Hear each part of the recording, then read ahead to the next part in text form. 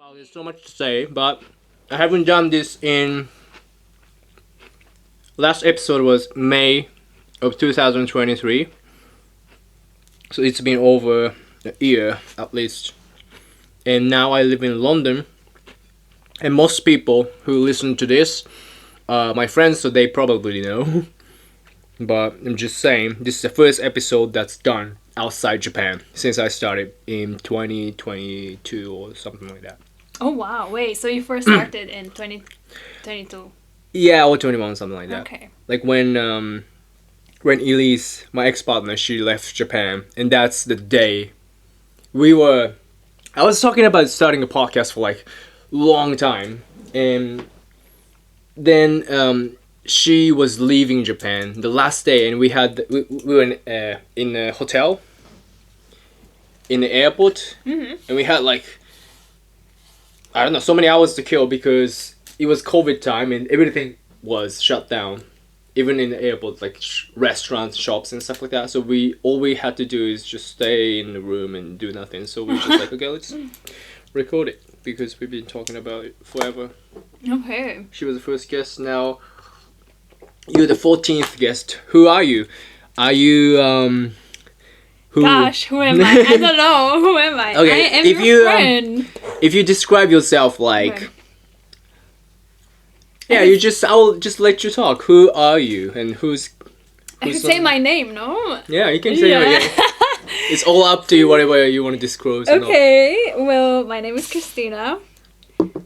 I met Tsubasa on a strange website when I was 16. It was like a language exchange. Mm-hmm. Yeah. So I was looking to learn Japanese, and I guess you were looking to practice your English. Yeah. Yes. And that's how we met. And then we just started talking, like, through emails. And I would just tell you about my family and stuff, and you'd tell me about yours. Yeah. Yeah. It was very shady when you said we met on a weird website and I was 16. Yeah, but it's the truth. Well, it's the truth. It's the truth. Well, it was like a pen pal app, which kind of gone now, but... I actually met someone in real life from the website. Oh yeah, please talk about that. Oh, okay. Wait, before that, yes, you're Cristina, we met on Japan Guide, and yes, you were studying Japanese, but who are you, like, what's your passion and things you do now? Okay, what's my passion and things I do? I have a studio with two of my friends, and we make costumes and props and just anything you can think of that you can use in a performance, we probably make it. Anything you can use in movies or plays, puppets, prosthetics. Yeah, what do we... Decapitated heads, dead people, anything. The brain that if you put finger in it squashes and stuff. Yeah. Tell them what we did today at the studio. Okay, so today we did a live cast of someone's face. What's a live cast? How do you explain it? Because I didn't know what it was, you know. Okay, it's when you take someone, like, the impression of someone's face or body part. It can be any body part. Actually, this is how you would make a dildo as well. Oh, really? Yeah, with the same technique we did today. Oh, okay. Yeah, so essentially you get, like, skin-safe silicone, and you just cover whatever body part you want to replicate in silicone, and then in a hard layer of bandages, like plaster. Oh, that's a plaster? Yeah. Okay. And then you just have a mold of whatever shape. So today we did the front of someone's face. Yep, and I was just like looking at it as a third party. And yeah. I'm not gonna get into too much detail, but like this girl we had today was, she's like a professional glass eater. It sounds weird. It sounds really weird. No, but she's awesome. Elena, shout out to Elena if you're ever gonna watch this. What's her name? Elena Black. Elena Black, shout out. She's super sweet, but also she does crazy shit. She's well, I only remember a little bit, but what? She does all kind of, I'm gonna say, strange performance, like fire breathing and. She call it sideshows, right? Sideshows. Sideshows, okay. So yeah, like I think sideshow performer. Yes. That might be the term. Yes. What are those like circus type people? Yes. She does awesome things. Like, we made a baby for her, a baby that she would bite on stage, which looks so freakishly realistic. Like, that baby was insane. And what happened to the baby again? So we fitted with like a fake pump with fake blood, so that on stage she could pretend to bite it, and then like blood would just squirt out of the neck. Yes, that's the kind of shit these guys do. So if you wanna Yep. something like that, and they're really good. Oh my god, I should plug the business. Yes, go down to Unlikely Studio. In London, East London. Yeah, we're called Unlikely Studio. Basically, we do anything, props, costume. Yeah, we're talking about how to promote you guys and what's your selling point. But basically, it's like, I don't know, like maybe to you guys because you are in the industry, you think you do everything. But to me, when I go on Instagram, it's very specific. It's like these people who look like Lady Gaga, dancing and in a huge costume, dress and hats and stuff like that too. But because I guess that's been our clientele mostly. Yeah. Like that's the people we reached out the most, like drag shows. So we've been doing a lot of drag. Starting out, so you talk to them instead of like posting shit. Do they come to you first, or you just reach out? Well, the two other people I work with, they perform as well in drag. So them going to drag shows, they would get a lot of contacts, you know, people that peers. are seeing what they're wearing and they're like, oh, this is so cool, like where did you get this? And they're like, oh, I made it. And we actually have a studio. Do you want anything, you know? That's how you predominantly gained Yeah, actually, that's kind of how it started. From drag shows, yeah. Okay, so promote your stuff. Instagram. Yeah, and then we have an Instagram. And then we made a website, which we need to review because it's not great. You can find us on Google Maps. If you review them. Unlikely Studio. It's next to London Airport. London City Airport, yeah. London We're City. right behind the airport. Like, all day long, you can hear and see the planes coming down and landing. And it always looks like they're going to go into the building, but I love it. It looks really cool. So, it's safe. So you are a, what is this? Creator, I guess. Yeah, I guess I'm an artist. No, Artist, you would yes. call it yeah. And where you from? I'm originally from Romania. My first Romanian friend. Woo, Romania. Yeah, apparently we have so many of you in London, but I have yet to meet. Really? Not even at work? I met one. Okay. Who was this person? One of the chefs in the Barbican restaurant. Oh, okay. Yeah, but besides her, I'm not sure. Oh, and she don't talk like you. How I does can't she talk? really guess. She talks like somebody you would think is from Romania, or to me, with my limited amount of knowledge, I would guess maybe she's from Italy or something like that. Oh, okay. But I'm not from Europe, so I wouldn't know the differences between fucking accents. But anyway, it's not that interesting. But like, apparently we have a lot of you in London. Absolutely, yes. There are so many Romanian people. My Romanian brothers and sisters. Yeah. And we're all related. They are all related to me specifically. Hmm. No, I'm joking. But there's a lot of like Polish people, Romanian people, Eastern Europeans. Oh, there's a Polish. lot of Eastern European people. Although you'll Ukrainian. find out, so Yeah. we're in 2025 now. For some reason, between 2024 and this year, 2025, so many Polish people went back home to Poland. Okay. Yeah, like a lot. People happened? literally just like moved out. I'm not The sure. politics stuff, or Yeah, I'm not sure what happened in Poland, but basically a lot of them were coming something in here Poland. to work in construction. Oh. And the prices in their country just like salaries got higher. I see. Yeah, so they don't care about moving here anymore. So it's not like people here hate Polish people more, but No. it's like something. I mean, I hope not. I don't know. No, I've never met anybody who's like, I hate Polish. I hate the Polish people. No, I've never met anybody like this. They're very specific. Yeah. Anyway, we're not gonna spread hate on my podcast. Actually, we do, but not for Polish people. Not for problem. Polish people are fun. I don't know if you ever had. I have. She's definitely listening to this. Yeah. One of my closest friends, Zosia. She's from Poland. She knows. I think she listened to all the episodes. Aww. And I actually met her on the same website, Japan Guide. Really? But way before you. Like, Okay. there was like first wave of people that I started when I first started talking to people in English. I was still learning. I wasn't a beginner, but like maybe. So would you say that's where you started, like speaking English on Japan Guide? Yeah, I guess so. Like speaking, because that's how I actually met real people. Okay. But what I was saying is like, yeah, when I started doing that, one of the first people that I became friends with is this friend from Poland, and I still talk to her a lot. Yeah. And I actually visited her last year. She's in Gdansk, but That's so cool. I guess my point is, yes, I have a Polish friend who is very close, and she's like genius. She in the future I'm gonna have her, but like she's podcast number 15. yeah, probably. Yeah.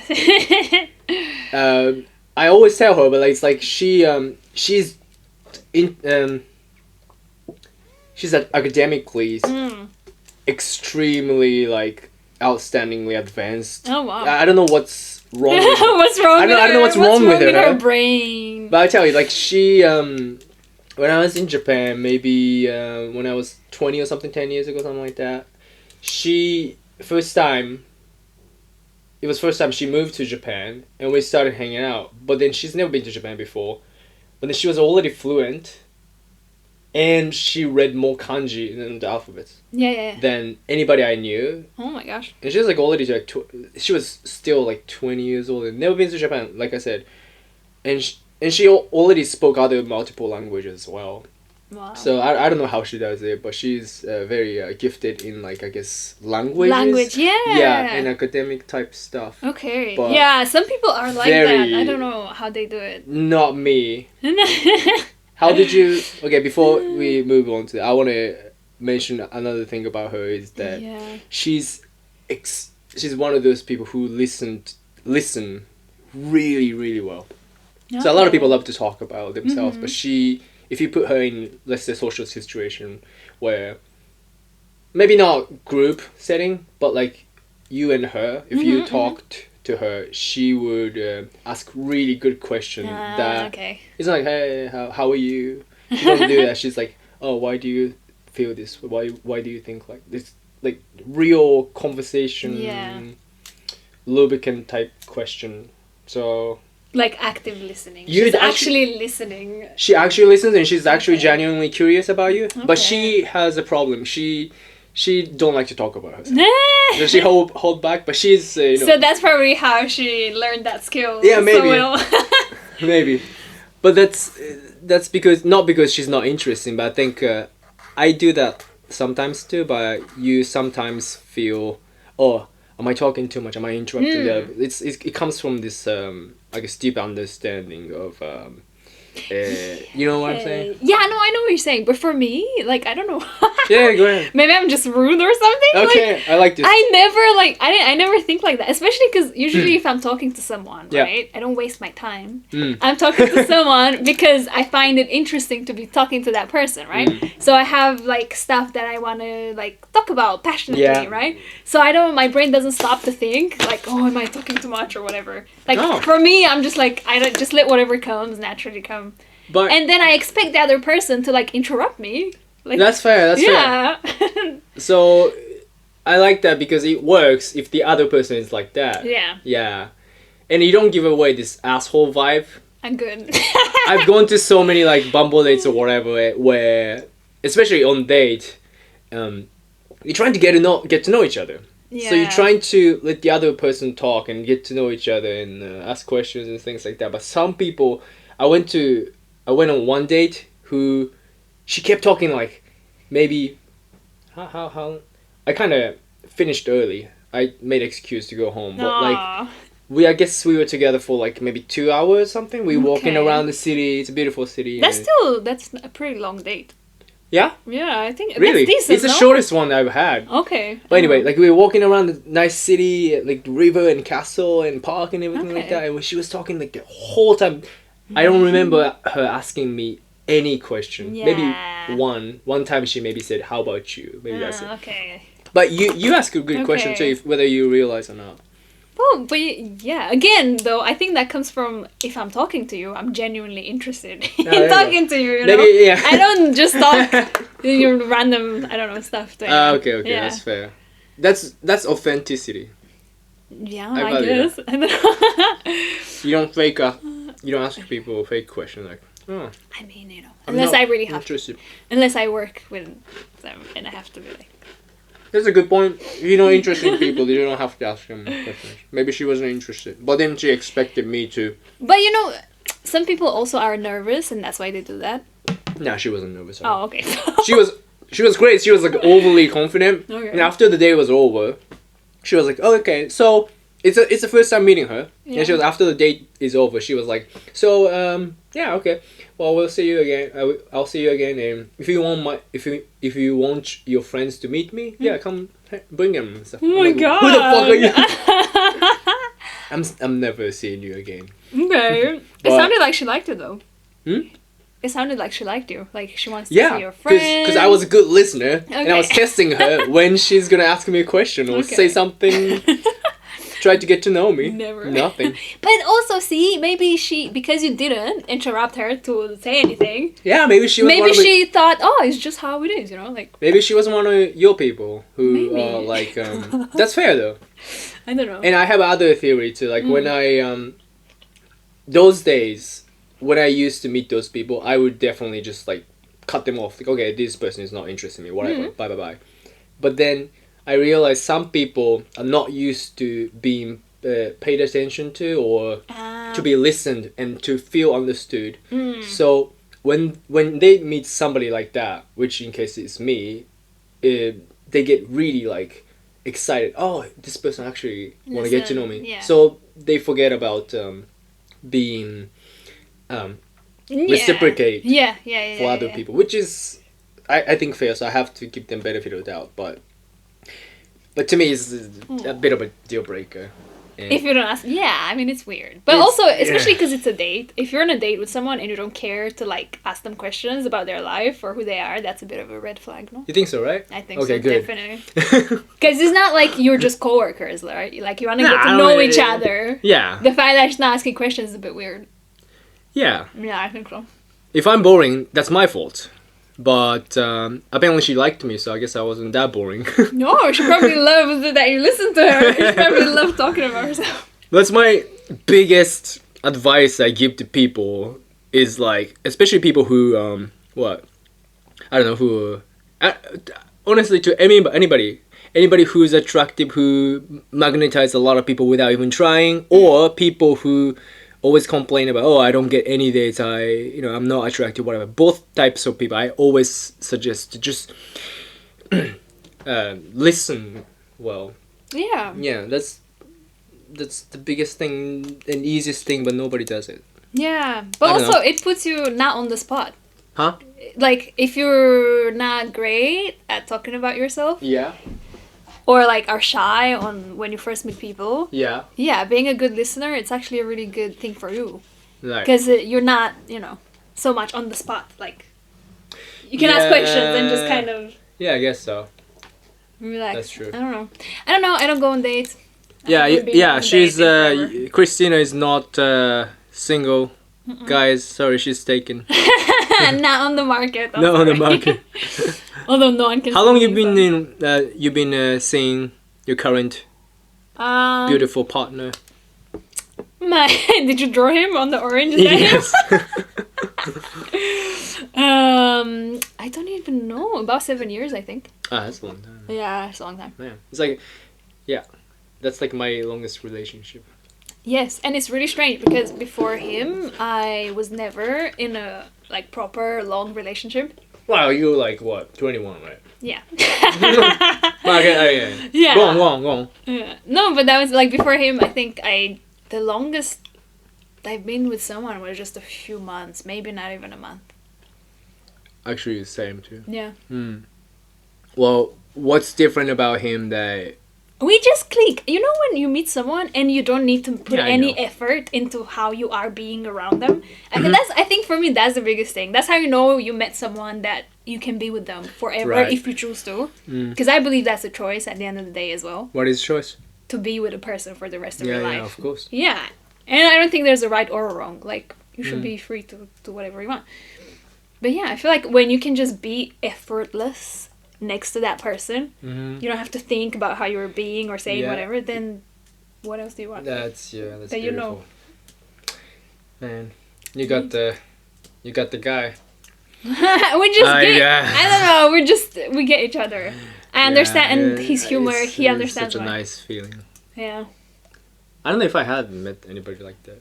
Because I like growing as a person, and I'm not necessarily like change for other people. It's a different story, but being effortless, apologetically yourself, and the other person being the same, and then that working out is very good. Yeah. I mean, that's the only way anyway. If you're changing for somebody else, then what are you trying to gain from it?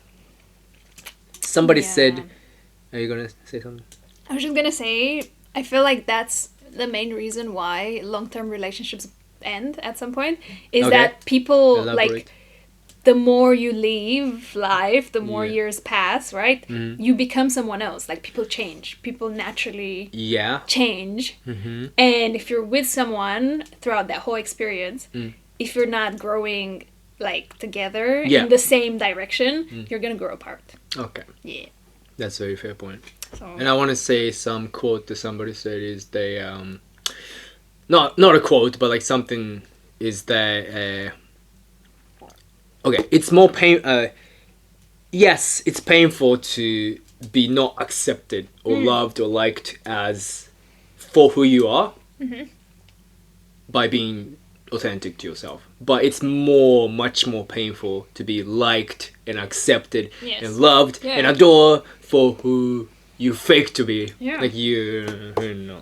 So definitely. Anyway, because like 100%. that's the hardest thing to do, no? To pretend to be someone you're not. Like that tires you so much. Yeah. It wears on you. Yeah. Tires me, but a lot of people do that a lot, but just to be but yeah, and I think liked. I'm not sure. We don't do that. I know you never do. I know you don't do maybe it. I do to some degree in different, like, you know, social circumstances or whatever. Yeah. Like there's just situations where you feel like, oh, this is the normal way of behaving, so I should behave like this. But I've mainly experienced this like in work, you know. Yeah, it's not genuine human connection that you're trying to build, like a partnership or friendship even. Exactly. Yeah, I like this topic.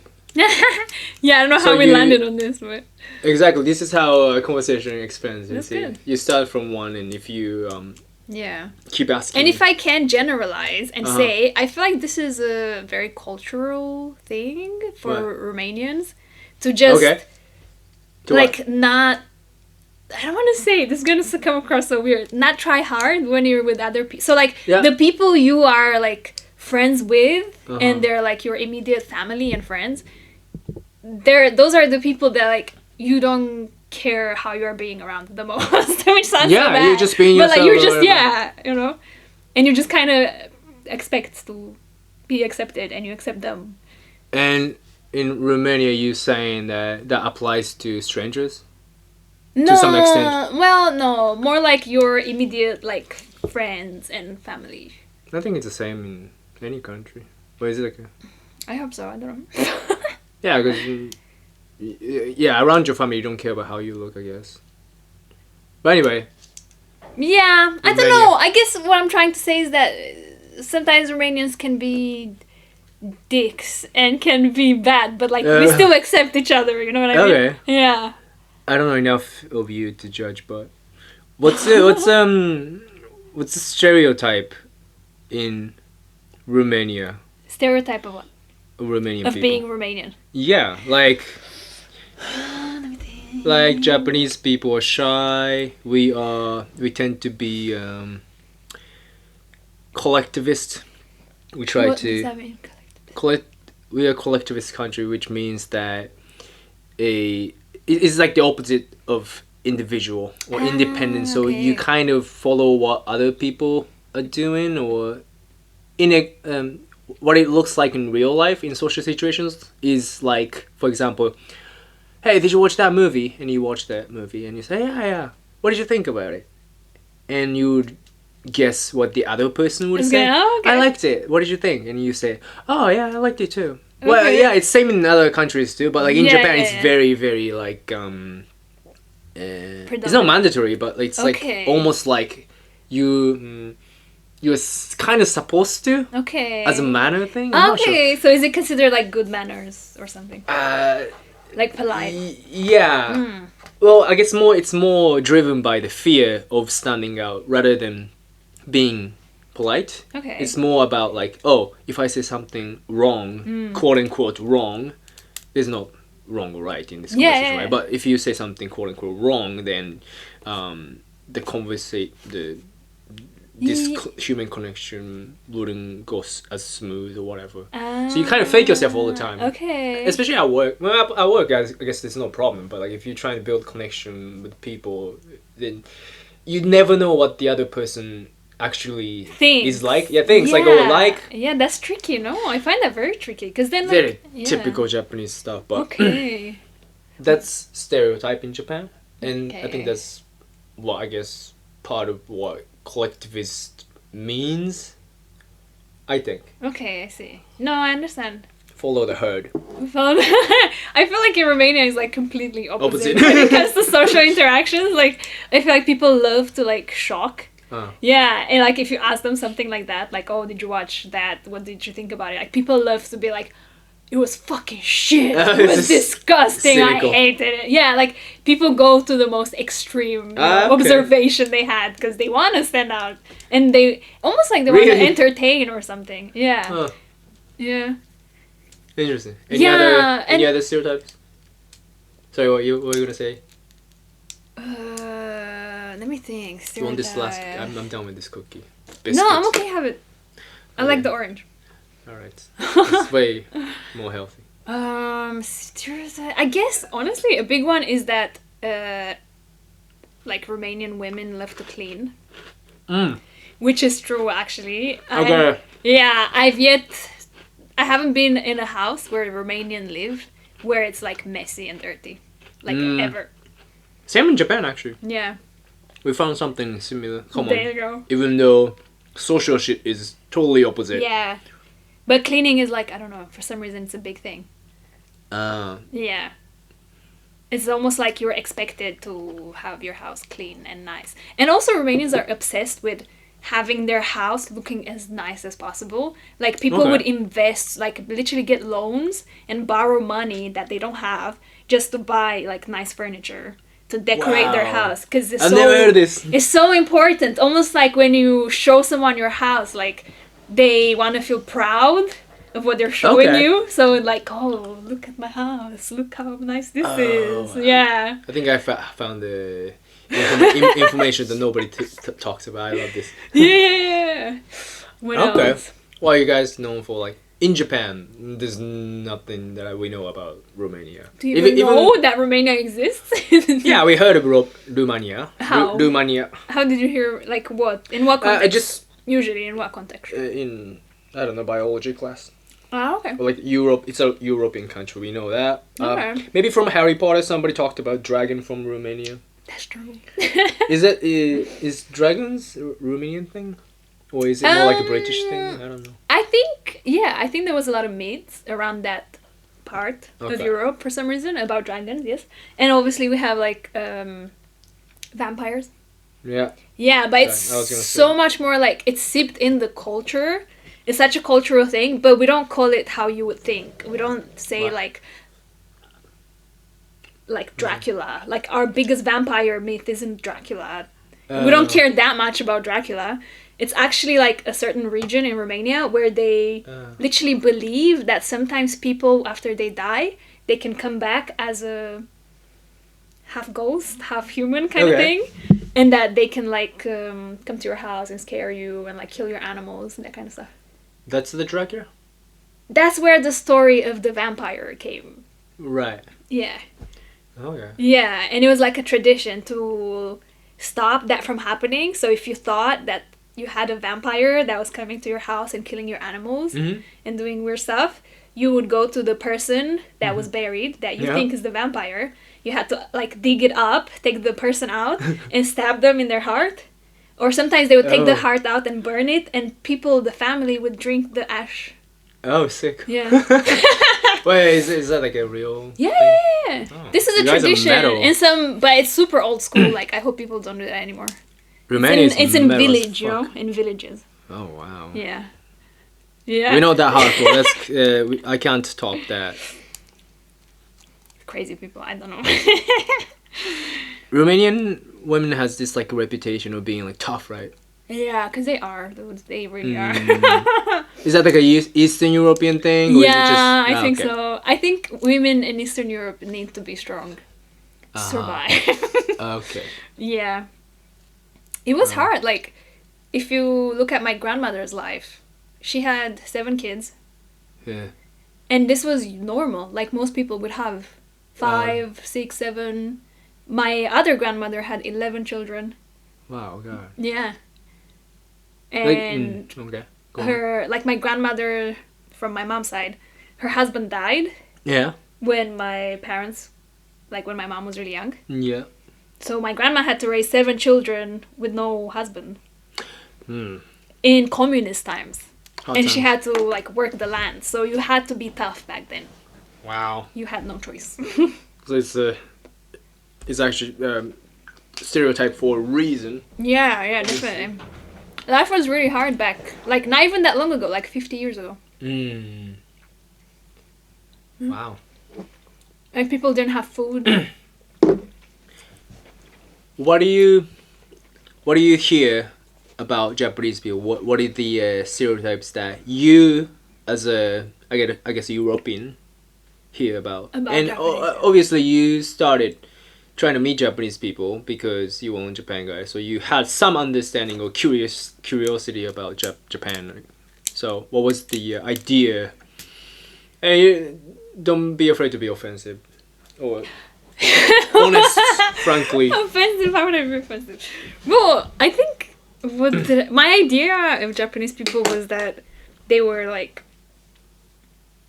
really polite and considerate. That's yeah.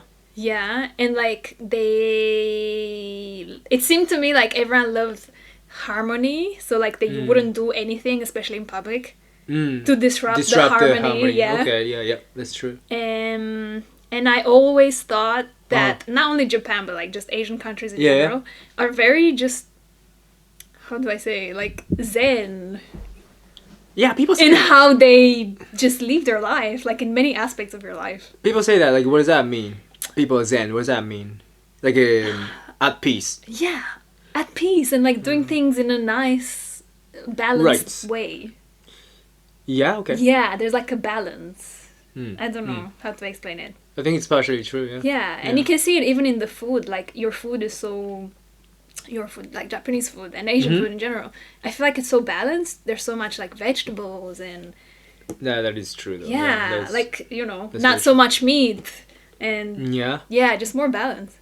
Where I'm from in Eastern Europe is like a lot of meat. The lack of that is so unbalanced. Yeah. Well, you guys eat what's the meat, cheese, egg. That's it.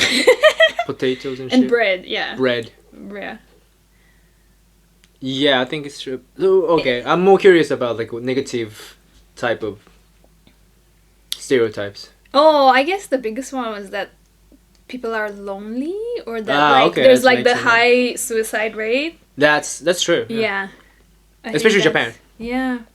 And in Europe, I think it's Finland. It's interesting because like Finnish. Finland, yeah, that's true. The Finns are like the Japanese of Europe, or that part of Europe. Yeah. Because they're shy, but they're more talkative and friendly when they're drunk. Yeah. And their language also sounds very similar. The weirdest thing is like Japanese. Yeah, the pronunciation, just pronunciation, and there are so many same words as well. Like even names, we have the same names. Like what? Aki. Aki. There's a famous film director called Aki Kaurismäki. His name is Aki, and that's a typical male name, but in Japan, Aki is female name. Ah. And so many names like that. And if let's say if you're from like England or America, English speaking country, and try to pronounce Finnish words, Japanese people trying to pronounce Finnish words sound more natural than English speakers doing it. I don't know why, because I guess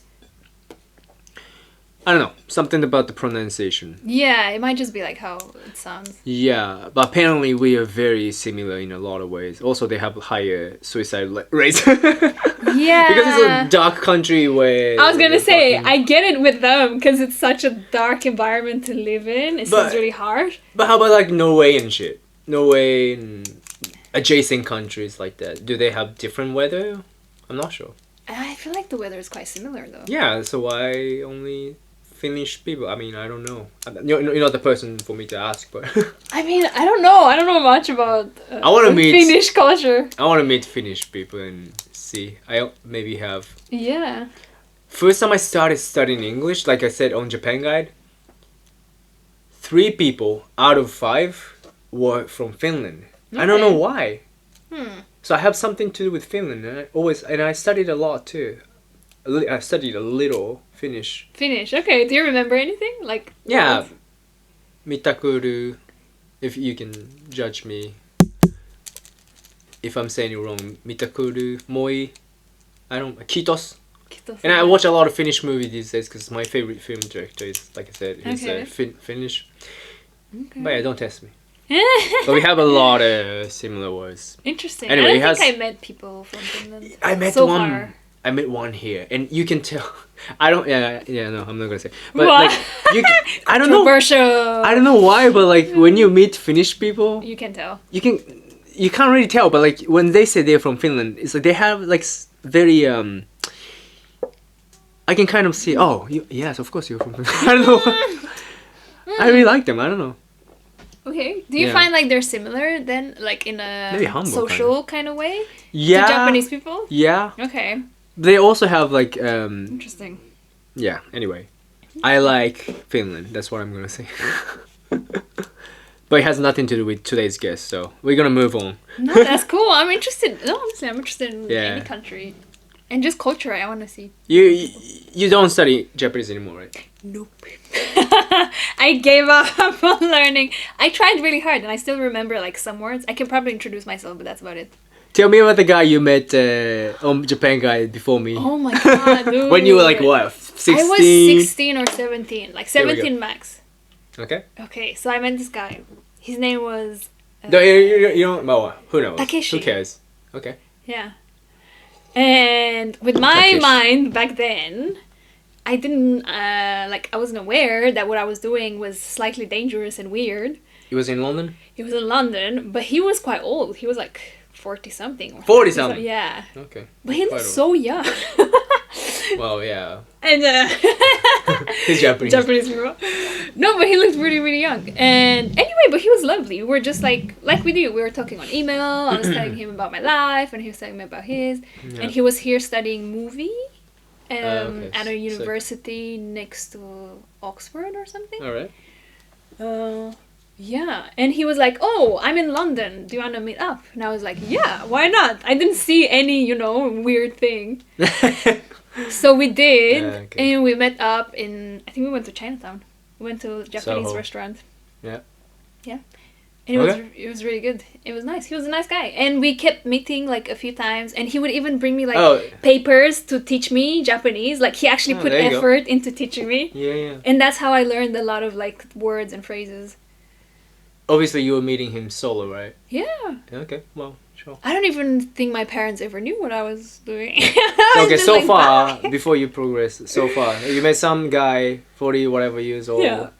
But he was looked 16. young. Yeah, well, okay, sure, he was young. And you had Facebook or whatever, so you can see him. And, okay, yeah, we got it. Now what? And then I stopped seeing him because it turned weird, and I realized that it wasn't okay what I was doing. I remember you telling me he took you to like some kind of hill. That sounds so creepy. That sounds so creepy. It's not gonna get crazy, but no, So we were just... That's what I remember. We met up. We went to a movie, and then after he was like, movie. yeah. Okay. A space movie. I don't remember what it was. Like a sci-fi. It was a good movie. And It's then not he like was romance. like, Okay, no, go ahead. No, not romance. And then he was like, oh, let's go to the park. Yeah. I know a nice place. And when we got to the park, he was like, close your eyes. I want to show you. I want to surprise you. And I was like, okay, this is weird, but I'll do it. So I closed my eyes and he took me by my hand and he like walked me up to where he wanted me to see the view. Mm-hmm. And it was nighttime, so you could see like London, the lights, everything. Okay. And I opened my eyes and it was actually really nice. It was like this beautiful view of London. Yeah. But then I understood. I was like, okay, this is a romantic gesture. He thinks we're doing something romantic. I'm 16. This is not okay. And that's when I was like, okay. Oh, so he didn't initiate anything like. No. Okay, good. Because I think he saw that after that I was like quite distant. Yeah. Yeah.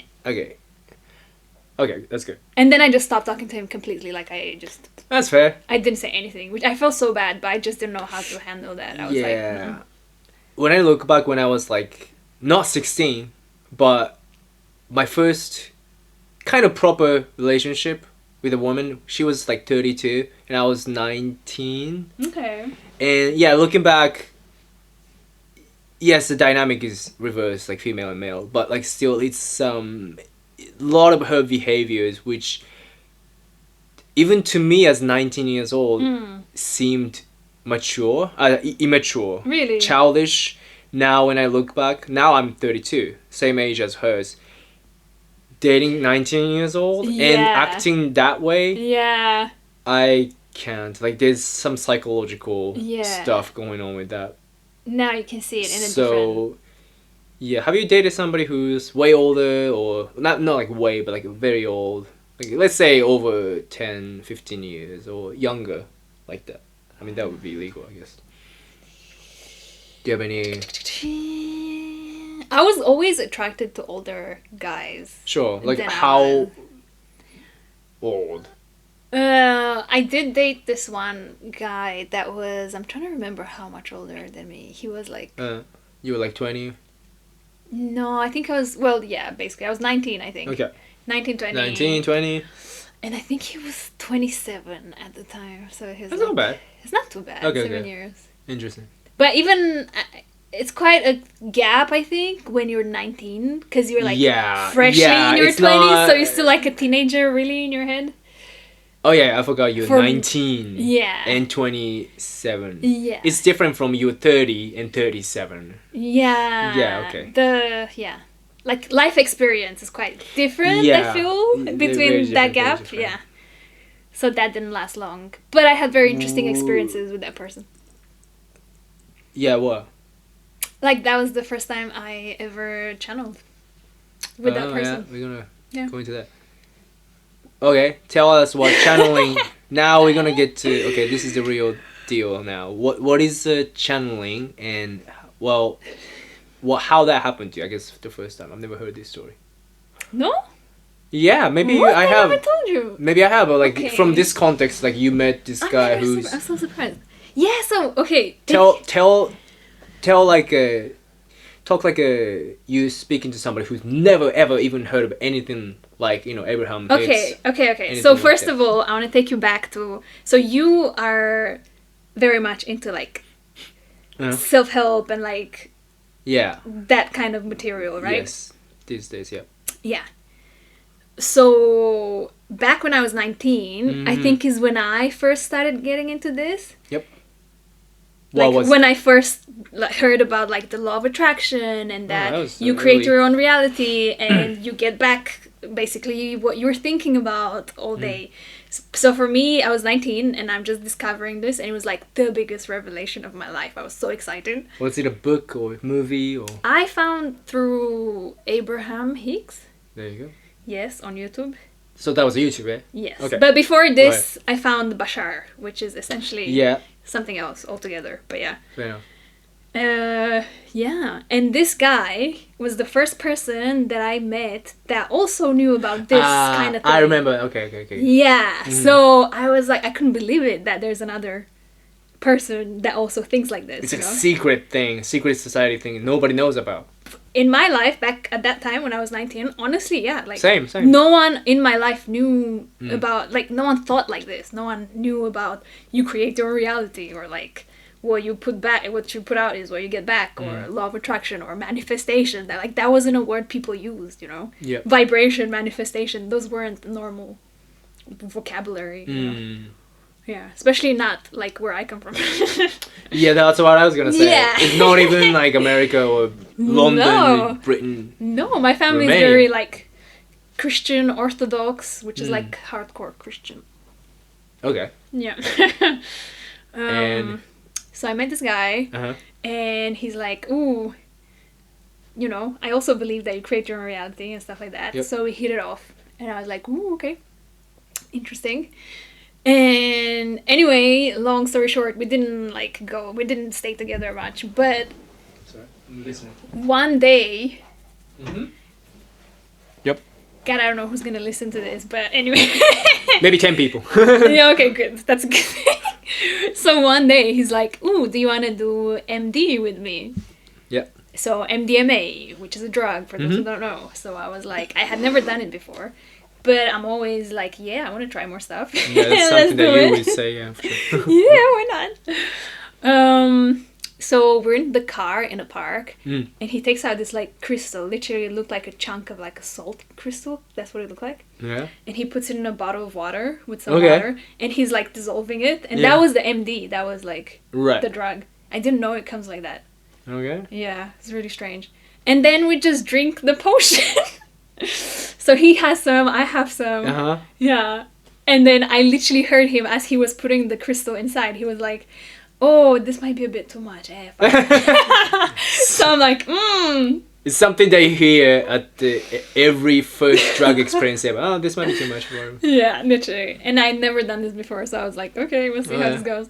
And then we were just in the car talking, and I don't remember how this happened. At some point, all I remember is like I felt a lot of energy in my chest and in my hands. I just felt like, imagine you're standing under a waterfall, you know, like a strong stream of water, and it's like bashing down on you. You can feel the pressure of the force of the water. It's like, that's how my whole body felt. Like something is pouring through me, but my body was like, didn't know what to do with it. So Is I it was like is it a negative sensation, or is it neutral, or what? Well, is it was Felt a good? new sensation. Okay. It definitely didn't feel good. It Overwhelmed. Oh, okay, good. Yeah, you feel overwhelmed. I feel like my whole body was like on high alert for no reason. Right. Yeah, literally, like my muscles were tensing, my teeth were doing like.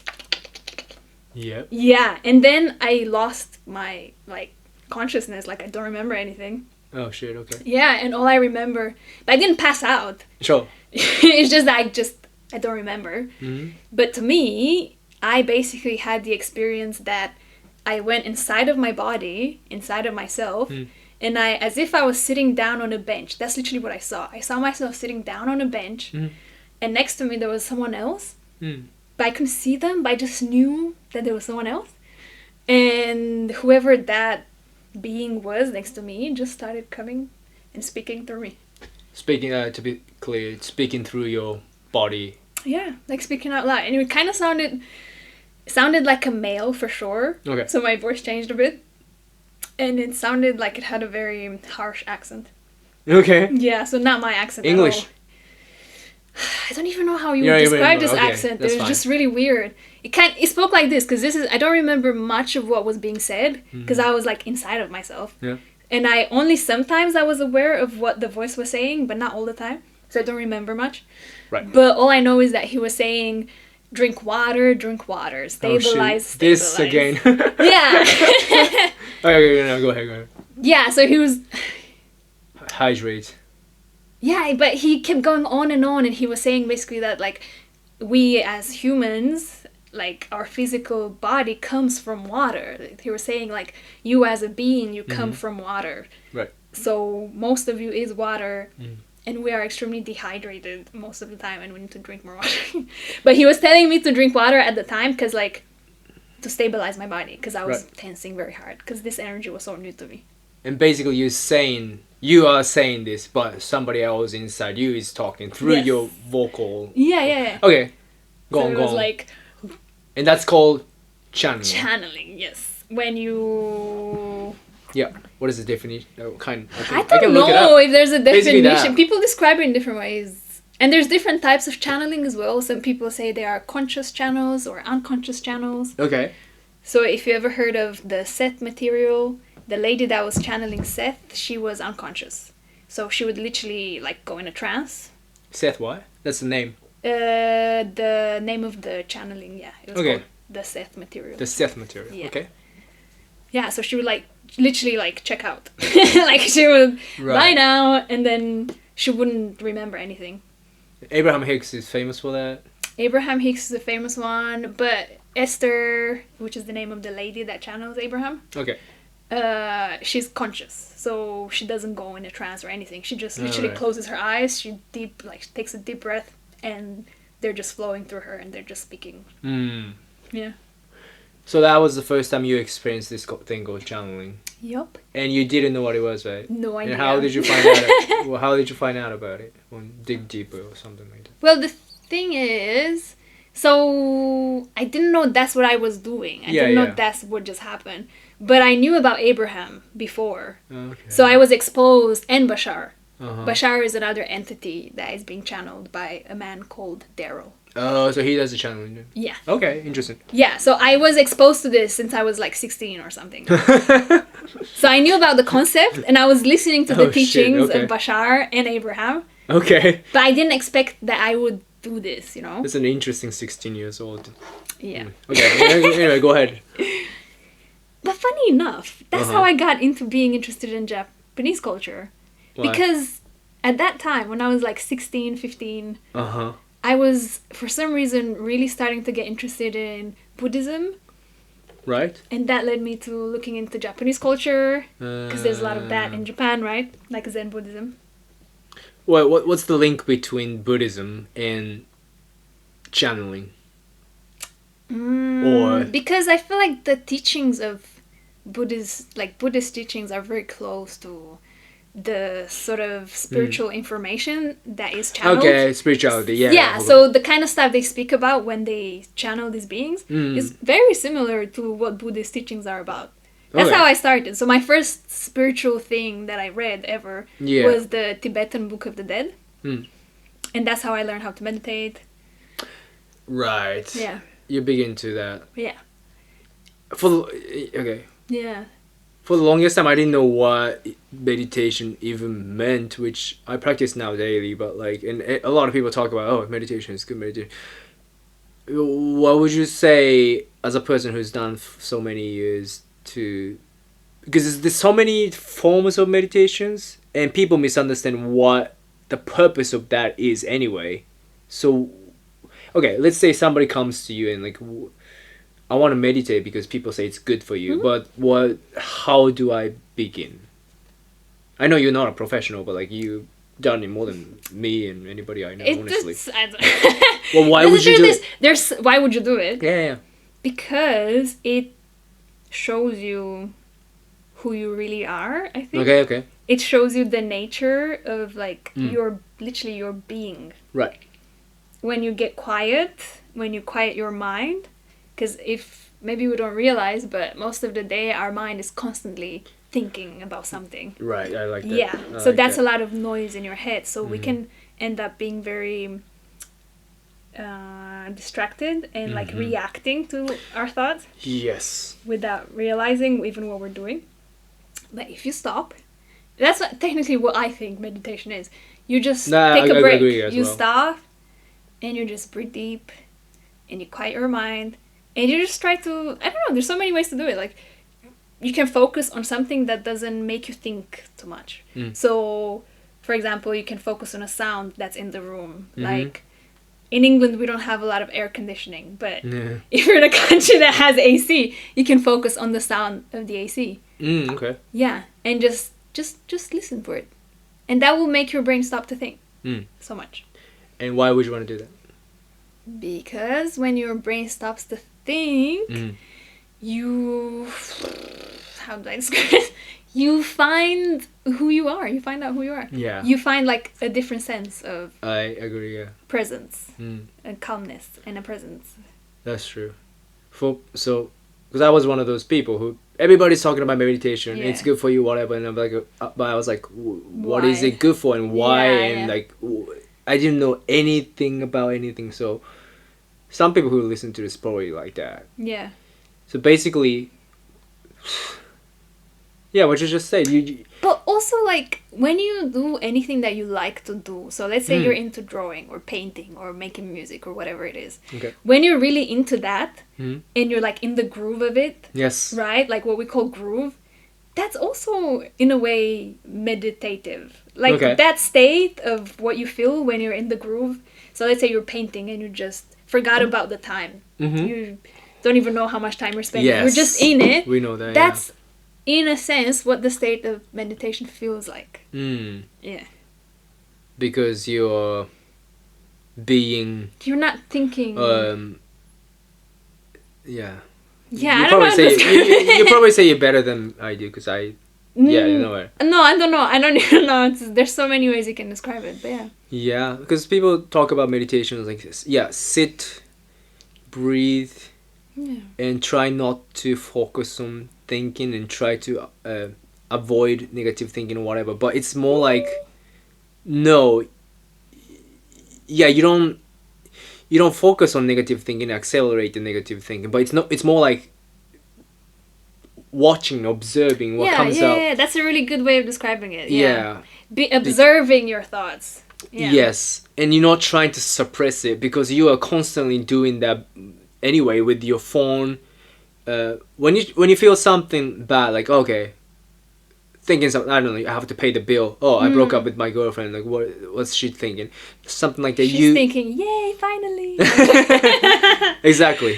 But anyway, if you think something like that, you start feeling negative, then you reach out to your phone. Maybe you to distract yourself. Exactly. Yeah. Reach out. Phone is typical like toxic thing, but like also something like okay, I go play sports, or I go to the gym, or I play music, which is productive and positive, but at the same time it's another form of distraction. You're not feeling what you have to feel to digest the emotion that you have to be feeling. Yeah, because you know you're what I not. mean? Yeah, totally. Because you're not facing it. So yes, if you run away from the feeling you're having, you're never gonna how do I say process it and integrate it. Yeah, that's the biggest thing I had to learn is like how. And that's what gets stuck in your body as like physical pain and like disease eventually, which is what I learned in this past few years as well. This is a whole thing that takes like 10 hours to talk about, but like mind and body connection and shit like.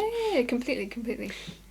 So yeah, trauma and past pain is like that. It's like it's like a metaphysical thing, but also it's a physical thing that actually literally physically get trapped in your body, right?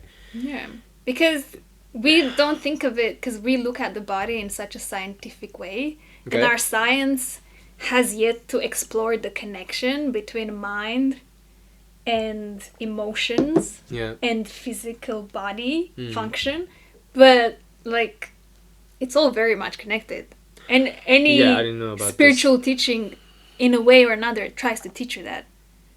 I noticed.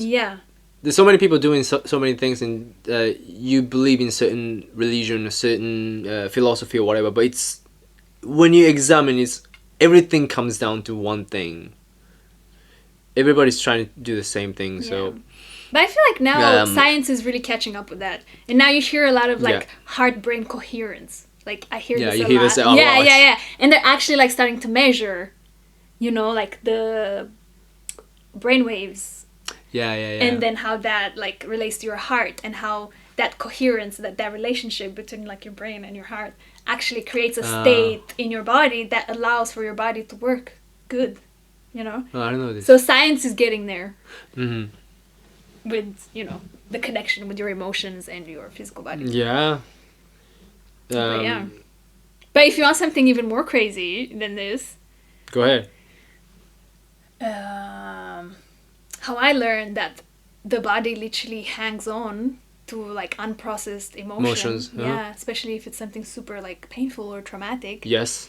And I didn't believe in this whatsoever. Okay. Like about like past lives. All right. Yeah. Let's go. Let's go. I never cared about that concept of like incarnation or like you reincarnate and like past lives. I never cared. I was like, yeah, I don't care. Yeah. Like, I know we're more than what's in this physical body. I know, like, your consciousness doesn't die. So I don't need to know how that happens. I don't care. Sure. So I never cared about past lives. But I had this experience not long ago over Christmas with my boyfriend. Hmm? With my boyfriend. So this is what I've never heard of before. Yeah, you never heard this before. Okay, go ahead. Actually, you missed out on quite a bit. Ah. So... Should we start from the one that I already know? Or it's not necessary. No, let me tell you this because it relates go to ahead. like emotions stuck in your body. Sure. So basically, I was meditating, Yeah. and I was like trying to get in that state where I can channel, right? Okay. Because I'm trying to practice this. So I'm there and I'm meditating and I'm starting to feel that feeling. So I know it's coming, and my partner is in the room.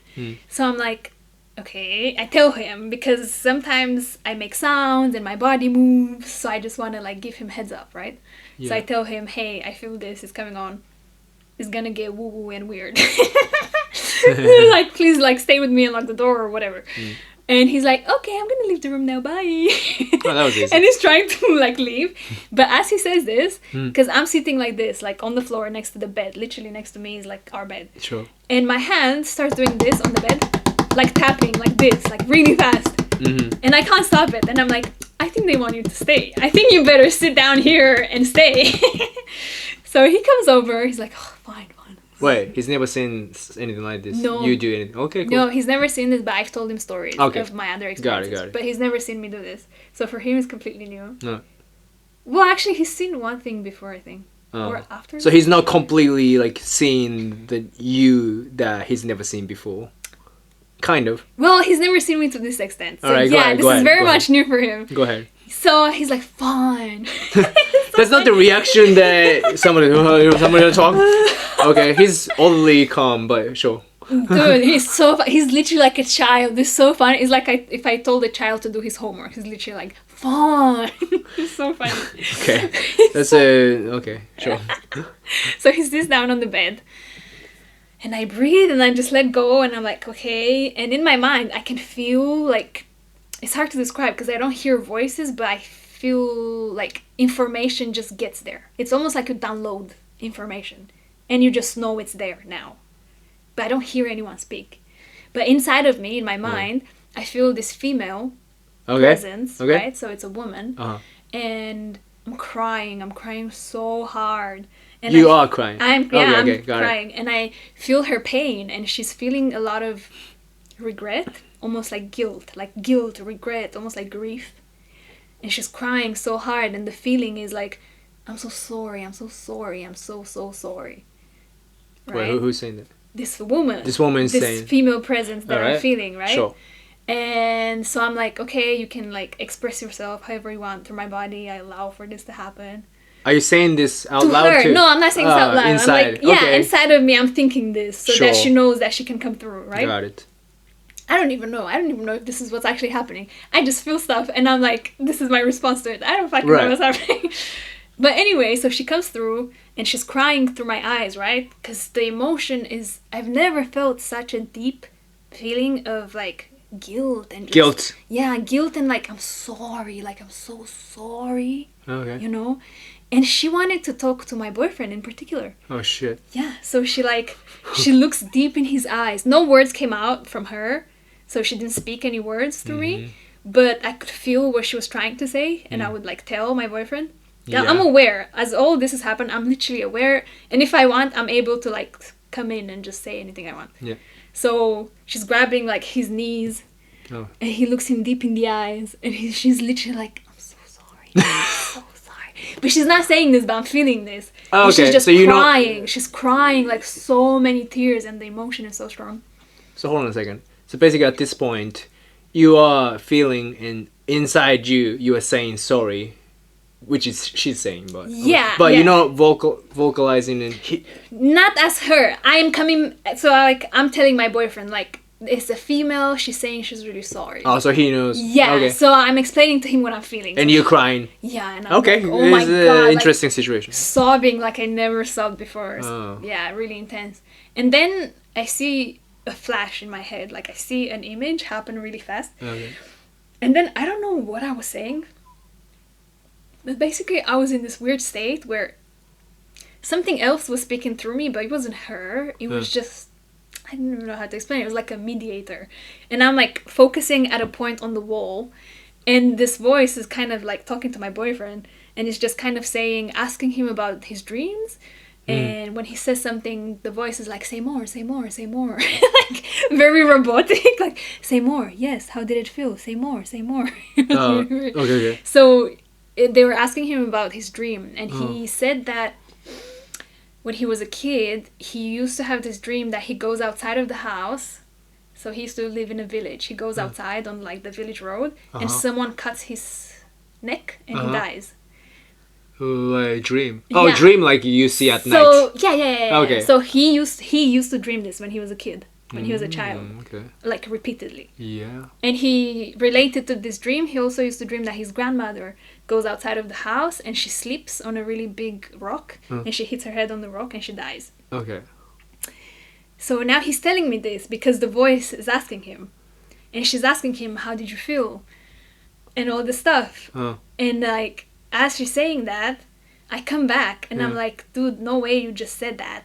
Like 2 minutes before you said this now, that's what I saw in my head. And I saw in my head a picture, but it wasn't a picture of my boyfriend. It was just a male. That a male is outside, like on a country road, and almost like I'm seeing it from the point of view of a female that was related to him. So this female was related to him somehow. I don't know if it was like his lover, his family member, whatever. But I am that female, right? And I'm seeing him, this male, in the road, and two people are catching, like, taking him and slitting his throat. Yeah. Okay. And he dies.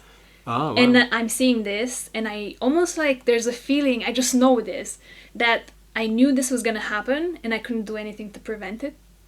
Okay. And, you know, this is someone I love. This is someone that's part of my family, and I care about them.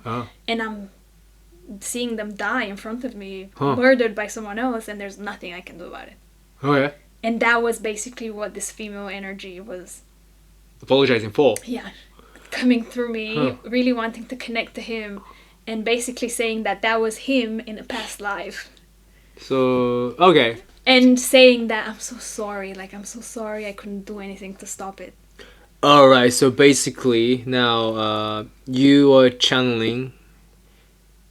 So this female figure is channeling through you. Yes. Talking to your boyfriend. Yes. And basically this assumption is that his dreaming about his past life. Yeah. That's related to this lady who's apologizing through you, right? Because she Yeah. couldn't save his past life, whoever that. Yeah. But also... Oh, fuck. On some weird level, Okay. I feel like that was me. Like, I feel like Which one is me? she was me, the lady that was coming through. Okay. But just almost like a different me. Like, as if I had a past life, Yeah. if I had lived in a different body, Yeah. as if that was me back then. Huh.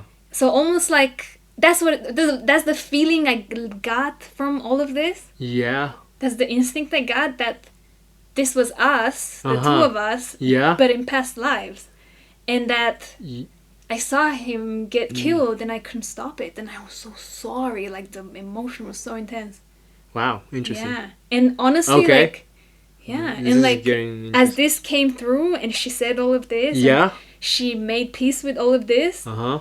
I know I'm saying she as if she's a different entity, but that's Sure. how it feels. Yeah, of But at course. the same time, it feels like it was me. I don't know how to explain it. It's really Okay. strange. And you're not on any substance, eh? No, Just to be clear, This yeah. was just me meditating, and I Yes. felt it, and I'm like, okay, this is coming. It's for you. Sit down. Come here. Interesting. My question, sorry. No. How is he reacting? Is he like crying too, or is he in shock, or what's? So he was way more receptive than I thought he would be, because in the beginning he was like, "Oh, just leave me alone." You Yeah. know, he doesn't believe in any of this. Yeah, by the way. okay. Like, at all. He's not spiritual at all. And now, So but as she was like connecting to him and looking him in the eye and crying, and I was telling him what I'm feeling, he really like took it, you know, like he really accepted it. Yeah. And he was like, oh, okay. And especially because he told me his dream. Yeah. And then I was like, dude, I saw that. That's what I saw in my mind. That's the thing, yeah. So I think that really made him believe. Yeah, okay. He's like, okay, there's something there. I don't know what, but something. Yeah. But he doesn't like the fact that I'm crying so much. Because a lot of these times when I'm like connecting to the energy, there's a lot of what feels to me like releasing energy that was stuck in my body. So I'm doing a lot of crying. A lot of like fucking wailing. Like I've never cried like this in my life. Yeah. Which is great that you can do that. I have problems with being able to cry. It's not like I want to let those emotions out in some shape or form, which crying is a great way it's really good. Every time I try to cry or a tear comes up, somehow I feel some kind of like tension around my eyes and it doesn't come out. Okay. And I have to force it sometimes, but you can't really force it. Okay. So anyway, you should go on with your story. No, what that's happened? Interesting. Maybe you have some like, I don't know. Block, yeah, definitely have some no, but maybe some kind of like belief that if you cry... I do, and I know exactly when that happened and when it's formed and stuff like that too. Oh, wow, okay. Yeah, but anyway, and after that what happened? So yeah, no, I was just... So after that she left and I felt... I just felt... She almost like thanked me. She was like... She was so thankful that she got to connect with him in this moment and like just express to him that she's really sorry. Yeah, okay. And as she said that and she left, I literally felt like all this energy like released from my body. Like I felt like... Yeah, I felt lighter, like so much lighter. So when I said like emotions get stuck in your body, like they really do. Physically. They do, yes. Yes. Wait, so you had this like heaviness for a long time, or you mean like just... Yeah, like stress. Like you don't even know why, but like... So for many years now...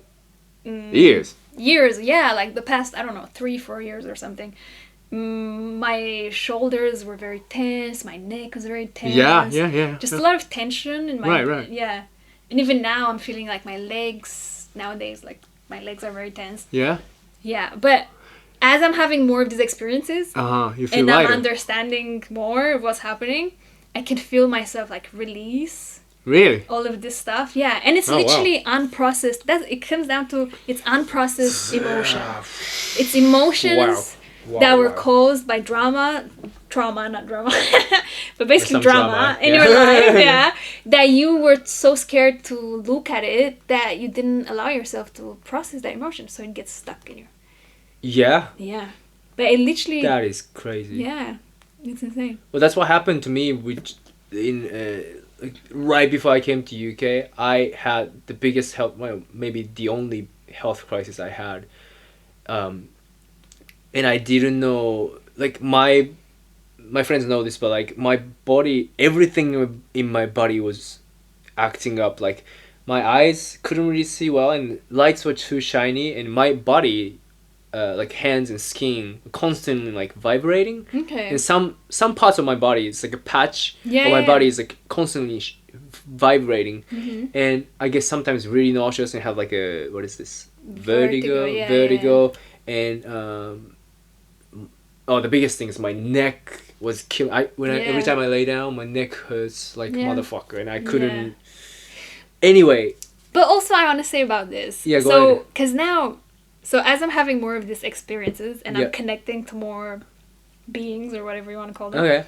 So, I'm finding out more information about this. Yeah. So I just want to say that if you feel this kind of tensions in your body and stuff, it's also a lot to do with the fact that the energies, it's gonna sound so woo, but it's true. The energies on the planet are changing. Okay. Because you probably have heard this, because you're into spiritual stuff. Sure. That the planet is going through like a mass awakening. Yeah, people say that too. Yeah, a lot. Like literally all the spiritual, I don't know, masters that come through channeling and stuff, they call it the big awakening. Okay. So, and they say that this has something to do with the world moving from, we were in the Pisces era, and now we're moving into the,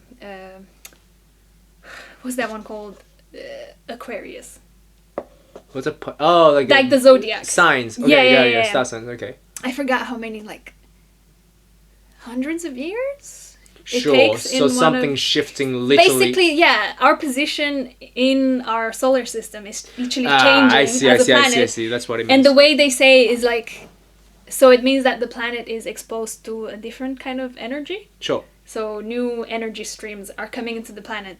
But also, this is causing people to wake up to the fact that they are spiritual, that they're spiritual beings. Yeah.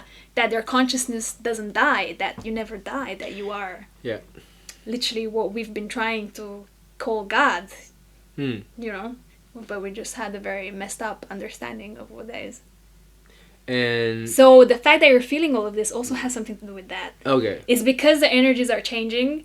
Sure. And you know about this, so you're almost like you're being called to face your trauma and release it. Okay, that makes sense. Yeah. But I was gonna say this is like a year or two ago, which I didn't know nothing about this body and mind connection, and this pain and health crisis led me to learn about it. So it's, there you go. It's before that. Yeah. You're right. You're right. Yeah. But basically, what happened was I went to all kinds of doctors trying to went to like brain doctors, heart, because my heart was weird too. Yeah. And skin doctor and everybody, because that's all I knew where to go. Every doctor said, "No, you're healthy. You're healthy." Yeah. But as you tell me that, my neck's acting like I can't stand this. Yeah. But so you're similar fine. To me. That's so similar. Oh, really? Yeah, I had heart palpitations. My heart was acting up. My neck was super tense. So really? Very much like typical thing, right? But we don't hear this at all. No, but I think it's because you're sensitive to the energy. Yeah, definitely. So that's why you're picking up on this like big shifts that are happening, and also our bodies are changing too energetically to be able to accommodate for more energy. Right. So my point was like these all kinds of symptoms that couldn't be described. Yeah.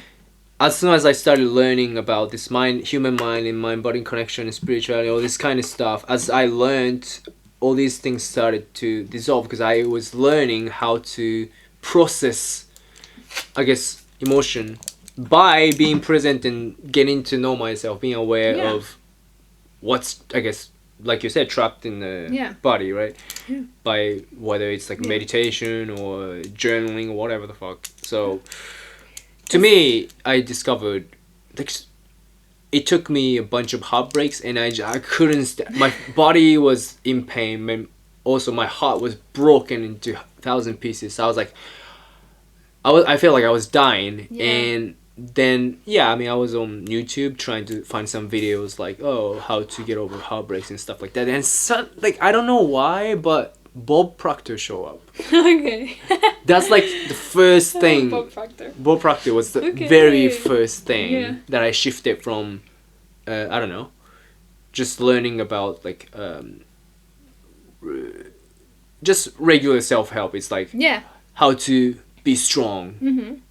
From that to like your mind and subconscious paradigm. Because he goes into all of that. Yes. That was the moment. Yeah. Oh, thank God I went through the hell. But isn't it so interesting how like all these different experiences in our lives, like what we can even see as like crisis. Yep. Yeah. They kind of take you to go down that route where you find out about certain stuff. It's always like that. Yeah. It's always like that. Yeah, I think so too. Every time you look back at the hardest shit that you dealt with, you're like, oh well, unless it killed you, it made you strong. Like people say that, but it made you learn something really big. Yeah. So that was to me a Bob Proctor, but yeah. So much more I want to say on this topic because I'm going to the bathroom and make more tea. No, go for it. Do you want some hot water or tea? I only have Earl Grey. No, fine. I have water. I still have my coffee. I'll bring you water then. No, I have. You have water? Yeah. Okay, you can talk.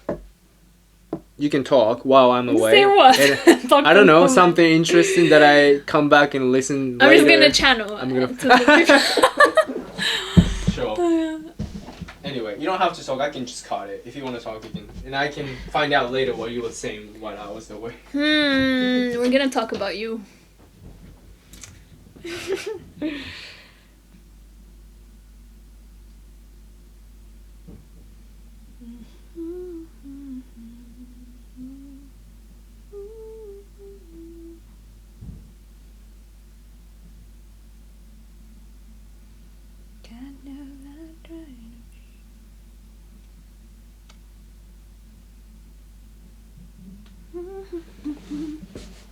Oh, we should have a song here, like elevator music.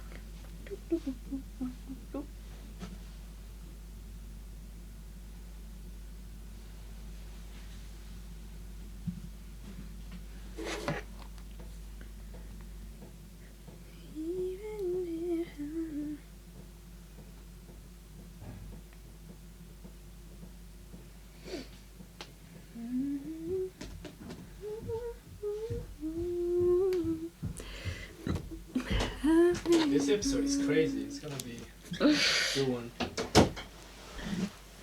You never know where it's gonna go.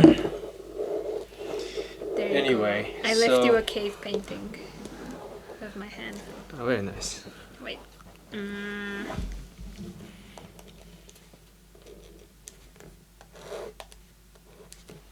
Yes, that's very artistic. Thank you. And what happened? Huh? There's more to the story, right? Wait, where were we? I forgot. So Christmas, your boyfriend, you cried, channeled, and all that stuff. Okay, so yeah, basically he was like quite accepting. He was okay. But he doesn't like seeing me cry. Cry, yeah. Because it's like a really deep crying. Oh yeah, and I interrupted. And what were you gonna say then? I forgot what I was gonna say there. But basically, what I want to say is, after that happened, I started having more experiences. No, tell us about when meditating. So, and actually, something really exciting happened. So all of these experiences are happening, right? Where I'm meditating and I suddenly feel the energy changes. Okay. And my body starts to move on its own. And sometimes I'm making sounds. So... What kind of sound? Like humming, like... Could you express here? You don't have to. I don't know. Like, you don't know? Okay. Like, I don't even know. Just like... That's okay. Nah, like that. Like different, like almost like you're tuning an instrument. So it's going into different like that. I see. Yeah, and it's really weird. And I just feel like, I don't know, this... Involuntarily. Nah, it just happens. Yeah, like I feel this energy in me and I just let whatever happen. Okay.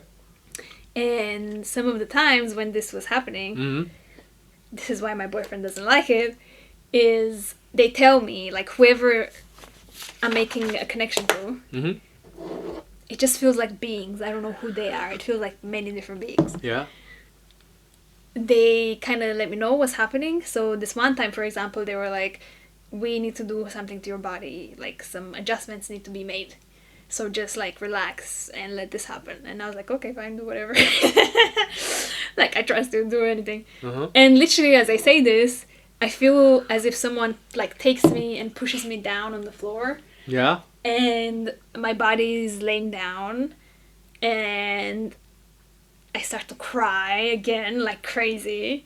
And I feel as if this really like strong energy is like going through my body in different ways. But it doesn't hurt. It just feels very intense. Almost like a weird kind of tension. Okay. Yeah. And then almost like they were doing yoga with me. Like I was like this and then literally my leg was going up and doing weird things. Oh wow. Like this. My legs were coming up like this. And I'm making weird sounds and I'm crying and it looks really bizarre and my boyfriend is in the room and he's like really mad basically. He was like, this is not normal. This is not okay. Like, can't you see that you're crying and like this is hurting you? And I'm like, I know it looks really bad, okay. but I promise I'm not in pain. It's just that it's very intense. Like it's Yeah. a lot of He's just energies concerned, that yeah. are I don't know what's happening. Sure. Yeah. So now he's a bit I don't know. He's just He concerned. he's concerned, he doesn't fully understand or agrees with Of it. course. From his point of view, he thinks I shouldn't like go into this any further. Yeah. Yeah. But you're trying to explore, eh? Yeah, because for me there's no question that like this is good and this is important and like it's something I need to do. Because you feel lighter every time you channel. Yeah, so I literally feel like sometimes when I get That's into this state, I feel like stuff is shifting in my body, like Yeah. they're doing something with energy and I'm like letting go of things and I don't know exactly what they're doing, but it feels like it's changing my body. That's why I've been saying like my stomach's been acting up so much. But it's because of that. Like literally I feel like there's so much air in me that needs to come out a lot and I'm burping so hard for no reason. It's awesome though. Also, you're saying you were gonna meet this person who know how to channel. And Yes! Did you end up going to? Yeah. So let me tell you. So I was doing one of these sessions where I was meditating. Yeah. And I felt that it was someone that was coming through. So I was like, okay, I was starting to ask questions, right? So inside of myself, I'm asking like, who is this? Blah, blah, blah, blah. So I'm asking questions and then I wait for an answer. And all I got was Arcturians. Wait, so you get the actual name? Yeah. Okay. But, so basically, Arcturian. Arcturians, I've heard of it before. It's a type of extraterrestrials. What? Aliens.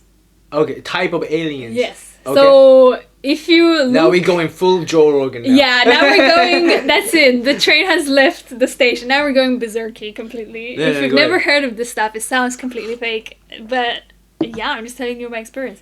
So if you look up Yeah. people that channel aliens, Okay. what we call extraterrestrials, Extra. there's groups of them that we know because people have channeled and they get information, right?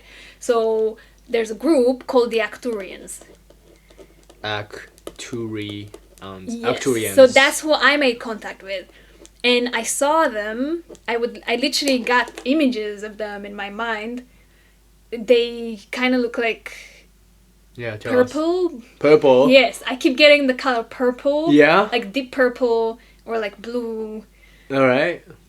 And it felt like I was making contact with a female Yeah. that looked more like a lighter kind of purple, like a pinky purple, if you will. Color-wise. Okay. Color-wise, yes. And they kind of look like the skin, their texture is kind of like squid. Squid skin. Yeah, and a bit translucent in a way. Sure. And it looks to me like they have something in the middle of their forehead, like people say it's like a diamond, because other people also say they got images of them. And that's usually what people say they look like. That they're blue and they have this diamond or mark in the middle of their forehead. Okay. But I also saw like kind of the texture of their skin and it looked a bit like Wow. patterny. I don't know how to, like there was some kind of a Right. translucent pattern going on or something. Oh, that's sick. Okay. And the female was like a light purple, and then she felt very like, so they're trying to like come through me and speak. Yeah. But I'm not yet able to make like normal speech.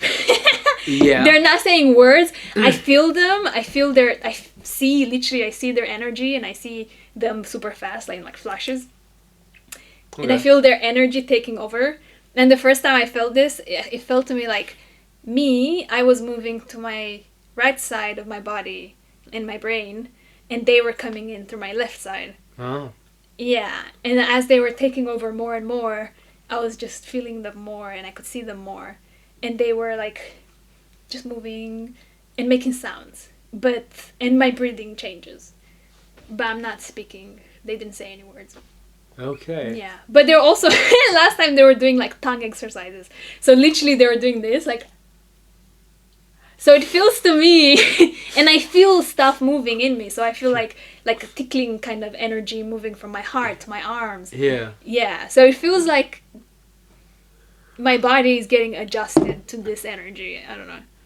So I felt her, and she felt very nice and welcoming and like kind, and I saw her eyes really clearly, and she has really nice eyes. So they have eyes and face like human. Yeah, Okay. they kind of look like what you would imagine an alien looks like. Like big eyes. Yeah, but their head is quite like big and Swedish looking. I don't know how else to describe it. I mean, that's like typical alien. But their eyes are so beautiful because like they're big and black, but they have something human about them. I don't know how to describe it.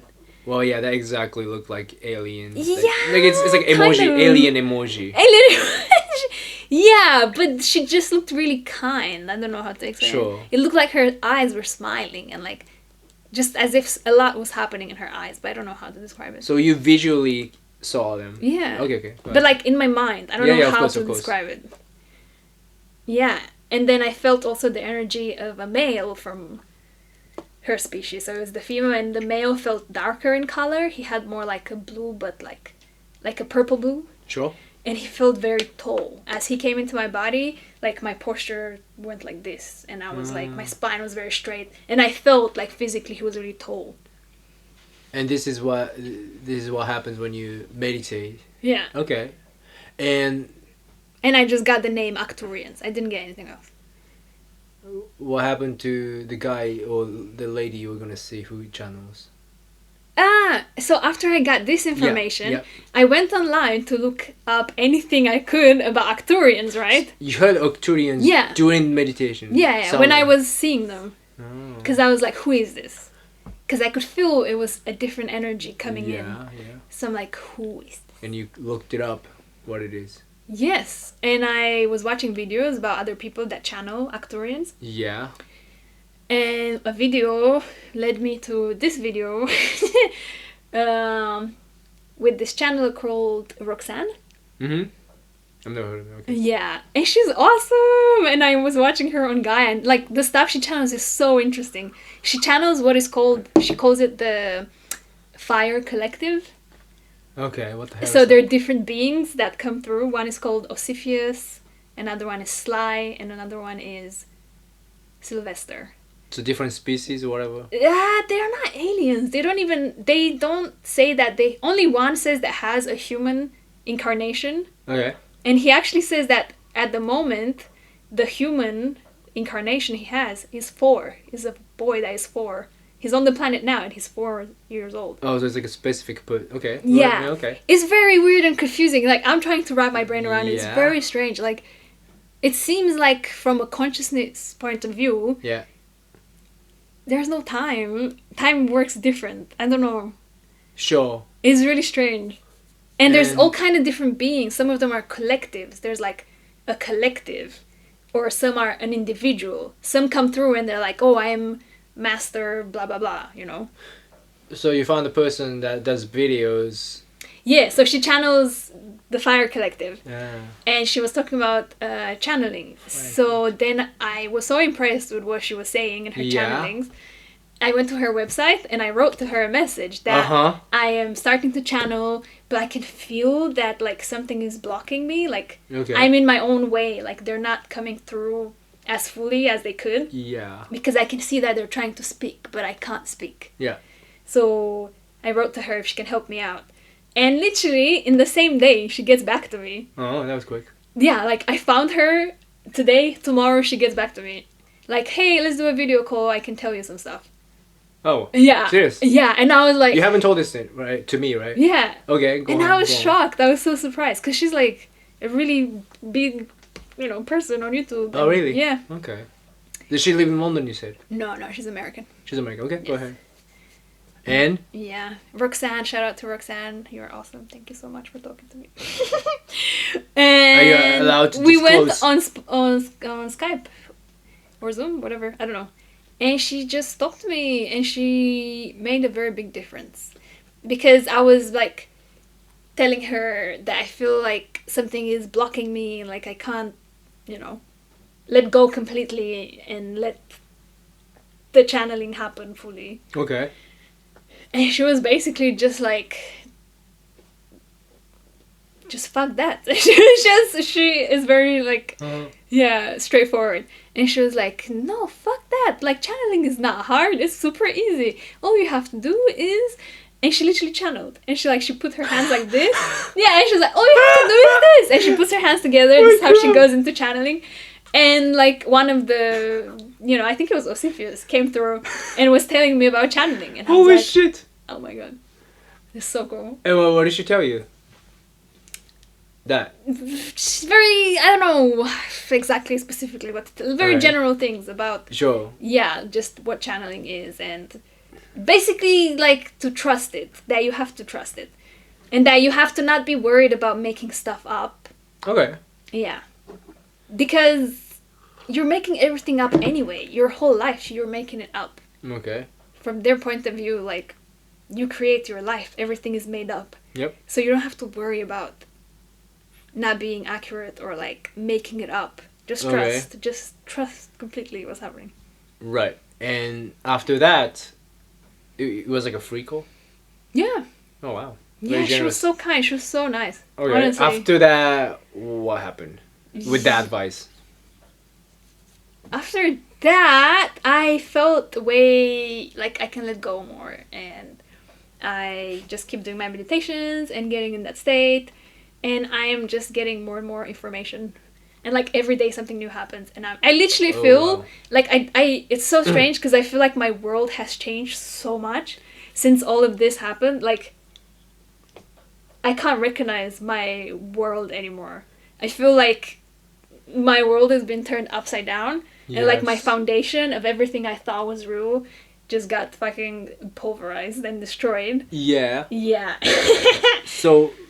And I am like, what even is life? I have no idea.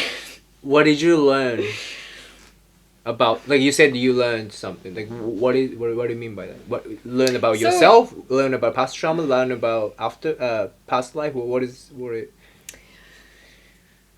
Are you allowed to disclose? They were like, basically I'm just getting more and more information about different things. So different. I don't know how relevant this is to people listening because I'm very interested. Don't worry about it. Okay, don't worry about it. I'm curious. I don't know if they're curious. I'm curious. Okay, so. You don't have to talk about it though if you. No. I'm just trying to like sum it up. Yeah, basically, okay, like take your time. Think of what I should tell you. So. For example, I don't know what I got in one of these meditations that made me think of the term, the 7 daughters. What? And I was like, okay, what is this 7 daughters? Okay. 7 sisters, or like 7 daughters, or... 7 sisters? 7 sisters, You mean the place? No, I know that's a place in London. I know, not the place. But basically, in a lot of mythology, there's... these 7 sages that come to the planet and guide people and help them build and make things. Okay. And basically I went through this rabbit hole looking up the 7 sisters, that one of them is like lost and there's 6 that are the same but one is different and it's kind of lost and blah blah blah. All of that has to do with a constellation, the Pleiades. What? So that's another, and then I found out that's another group of aliens. Oh, the Pleiadians. Wow. So that whole 7 thing, 7 sisters, was about that constellation, about those aliens called the Pleiadians. Because there's 7 stars in their system. Okay. And the 7th is kind of, you can't see it anymore. It's kind of dimmed. You can't see what anymore? The star. Star. Because there's 7 stars, but you can only see 6. Okay. The 7th one is kind of faded.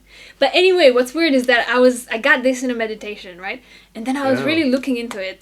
And then I go to the park, literally the next day, to walk my dog. And as I'm leaving the park, 7 pigeons follow me. Like, 7 pigeons fly above my head, and they, like, land all around me, and 6 of them look the same, and only one is white, completely white. And I'm like, weird. Okay, there's something about this. And they keep coming to me, like, as if they want something from me. They were literally coming to me to give them something. And I was like, what the fuck? What do you want from me? And they kept following me in the park until I left the park. It's like, okay, there's something about this. There's something about these 7 sisters. I guess. And this led me to look into... There's a temple in Egypt called the Temple of Hathor. Okay. Have you ever heard of Hathor? No. So Hathor was the god of that they sometimes put the image of the cow as a female god, and she has like the cow horns. Yeah. Okay. Yeah. I've seen it. And apparently on the temple, the story is there's 7 Hathors that came from the sky to Earth to help humanity do something. I don't know what. And this temple is all about the Hathors. And when you look up like how Hathor is represented in the image, that is exactly what I saw in the temple when I was in that weird meditation episode when I took the brownie and I So told it's like you a while I saw. ago. I'm finding It's this out different now. I just found this out, but it made me connect to that. Yeah, you're going somewhere, huh? Like you're kind of getting sprinkles of Yes. information that's Exactly. They're so telling me in one the process now. You Yeah, I'm like it's a fucking treasure interesting. hunt, and one thing leads to another, and I feel like I'm like guided to look up all these things, and I'm like, huh, what the fuck is that, huh? Okay, but basically the Hathors, how they look in the temple, is what I saw in my mind when I told you that I took the brownie, and I went on that trip, and at some point in where they were the places they were showing me, at some point I was in an Egyptian temple, and there was more people. It wasn't just me. It was like a lot of people sat down like this in a column of light. Everyone that was doing this in the meditative position was in a column of light, and every one of them had a Hathor being with them. So they had a being every one of them had a being that looked exactly like that. And this being was like half in the light with them and half in the temple. And basically how I understood is this being is making sure that everyone has a safe connection. To what? So this is basically I did brownies. And I went into this state where I went out of my body and I was being shown all these different places. And one of them was this temple in Egypt. And they showed me that I was one of the people doing that, sitting in the column of light. And she was explaining to me that that temple is like a phone house. So I remember that. So back in the day, like when you would call someone, you would make the connection would go to a phone house, and the people at the phone house would connect you to the person you want to speak to. So basically, she was telling me this is what this place is. We facilitate your connection, so you can connect to other places in time, basically. And each of these beings, the Hathors, were like to each person, making sure that they have a safe connection. And what's crazy that I love about this story is the way she explained it is that it doesn't matter that the temple is not working anymore and that they're not there anymore. The fact that this temple existed and was functional at some point in time, we can connect from our time here back to that point in time where it was functional, and we can still use it. Because outside of your body, time is not linear. It's just different points. And they were showing me like different points in time and like different slots that your consciousness can choose to come out of. Wow. Yeah, so it doesn't matter that this temple that was in our past is not functional anymore. The fact that it once was, we can connect to that place when it was functional. And we can still use it. Okay. Well, Isn't that cool? But use it like how? Like what? That's kind of what I'm trying to find out. Okay, so you don't know what you. I don't know exactly. I'm trying to find out what the bits Hathor beings Okay. were, if they were like Pleiadians or whatever kind of aliens they were. You're onto something, and you are going some. It's really interesting. Some clues. Yeah. Wow. Okay. Yeah, but yeah, I don't know what. I think they were using the temple for many different reasons, but basically one of them I feel like was this sort of connecting to maybe other beings in other times or other extraterrestrials, something like that. Extra what? Like aliens. Oh, okay, aliens. Yeah. Wow. Yeah. And lately I keep getting, when in my meditations, like the sign of the pyramid with the circle. And I keep asking, like, is this the pyramids, in Egypt, or is this something else?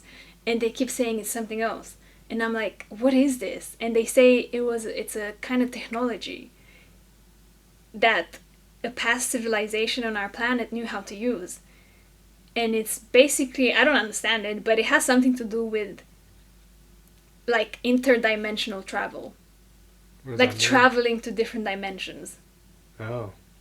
Yeah, I don't know what that means. Yeah, okay. But I'm imagining something similar to what my experience was when I was on Brownies. Like the fact that I was traveling to different places and they were showing me different things. Something like that, I guess. I don't know. Well, I don't really understand the dimensions. I don't understand. An interesting thing about this is you're not the only one who talk about this specific type of alien, specific temple, specific words.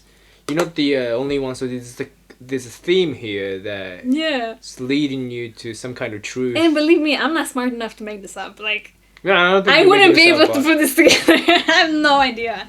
And I saw many other things. Like, I saw... Because last time I was trying to channel, the way we were communicating is basically I had paper and pen in front of me. Yeah. And I went into the state, and for some reason, my body went like this forward, and my forehead was like on my notebook. And I'm basically there, and I feel them, and I'm getting images and information, and I'm asking them questions that they can give me yes or no answer. Because as I'm asking them questions, they're shaking my head yes or no. So they're shaking my head no, yes. It's like a Ouija board. I know! Okay. So weird. I hope it's not going to be like that forever, because that's a slow way to communicate. But basically, and I'm asking them, like, were the pyramids technology? And they're like, yes. Were they made by aliens? And they're like, yes. Oh shit. Yeah, and I'm asking them all these questions. And what they showed me, I saw an image. In my line of question, I was basically trying to understand what civilization built the pyramids in Egypt. Okay.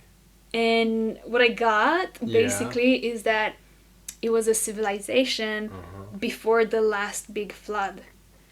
Oh. So, apparently on our planet, we had 3 very big floods that wiped out a lot of the life. 3? Yeah, 3 major ones. But the last one was, like, at the end of the last ice age.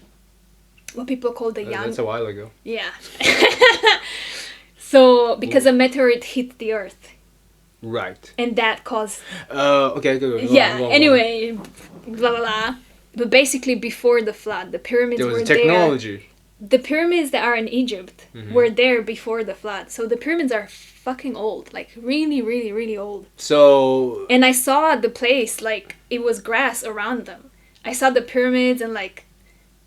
Yeah, like, grass and, like, bodies of water, like, rivers or something. It's older than what we know in textbook, yeah? The people built the pyramid whatever years ago, but it's way older than that because it was before the flood. If I'm translating this correct...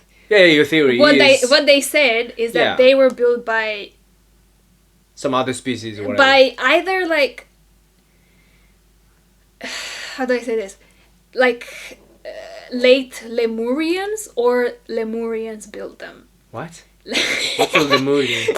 So, some people might know this, but some might not.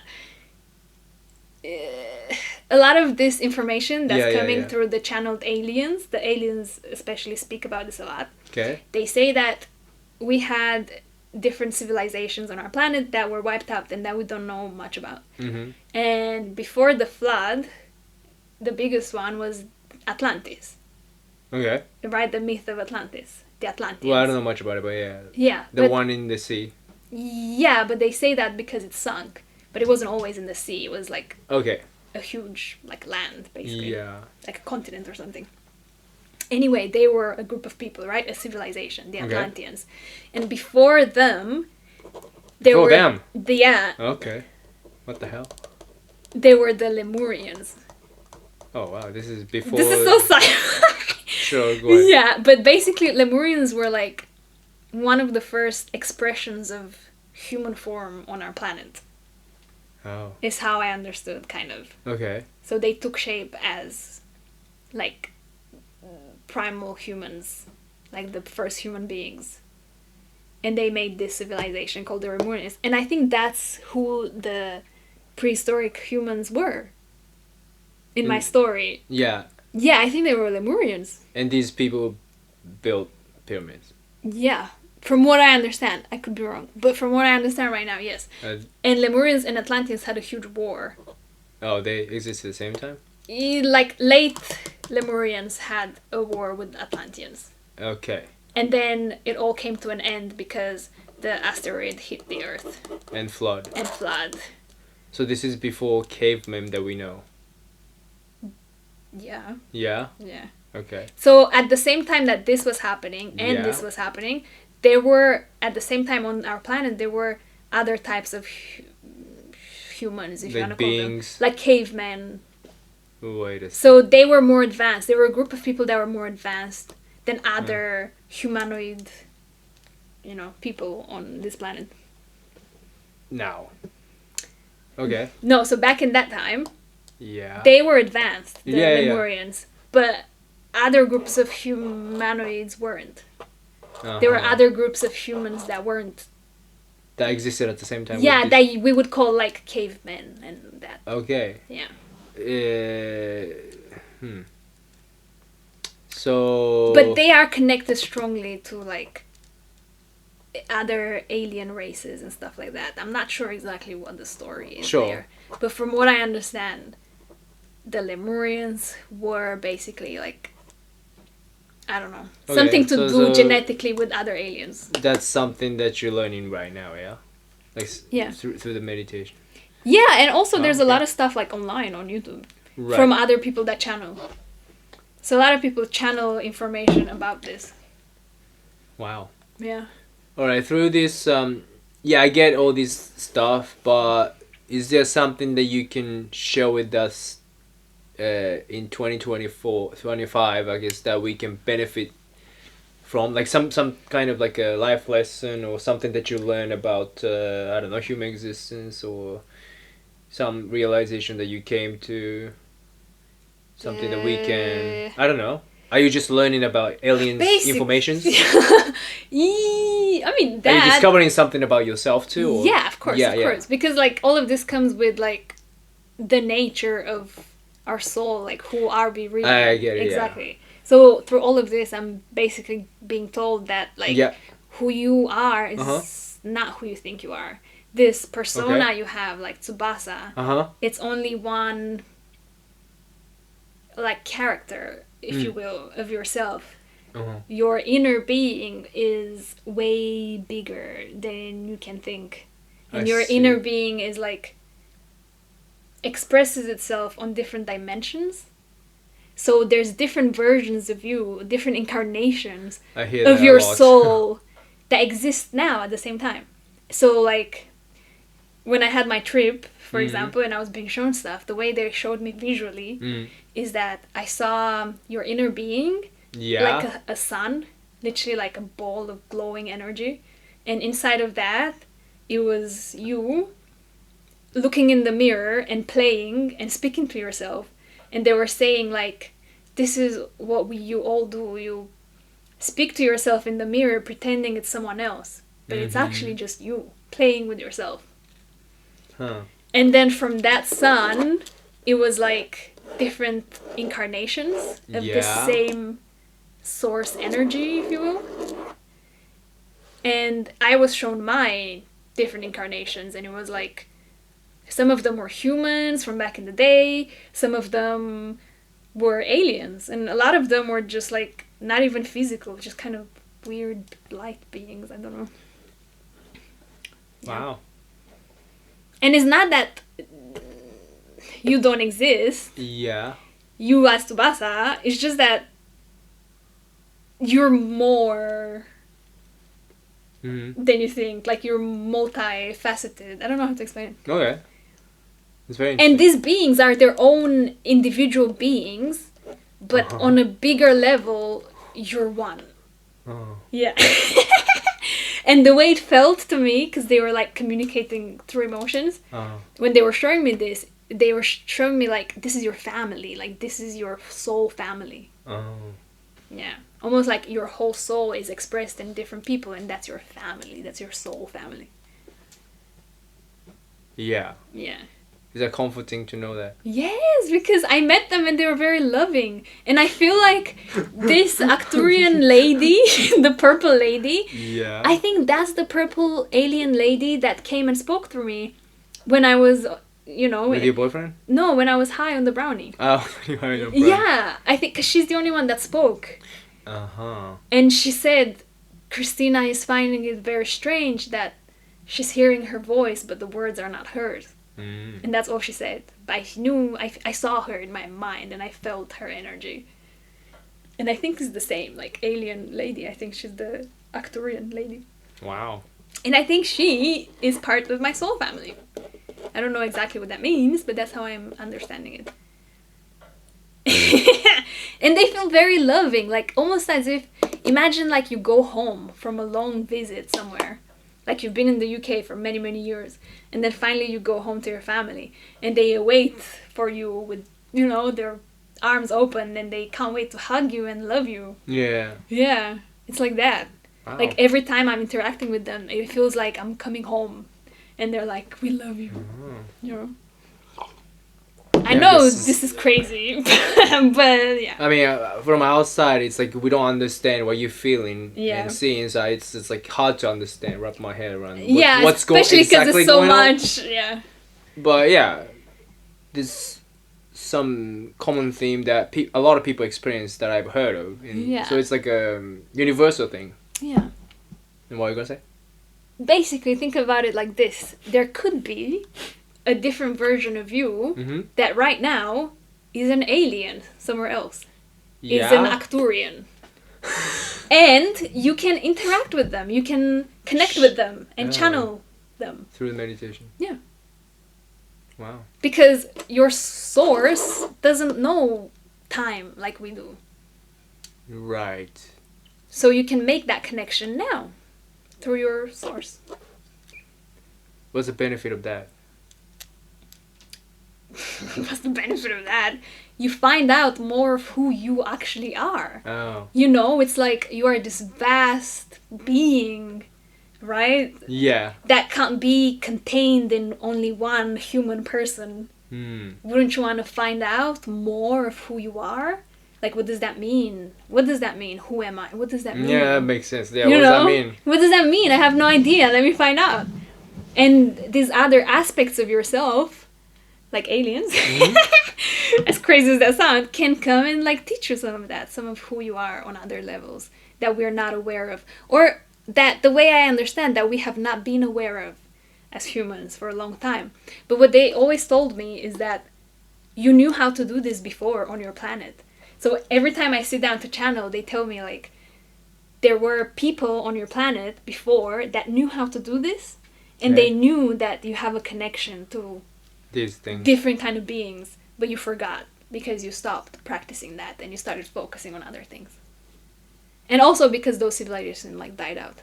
So those traditions died out. Flood and shit. Yeah.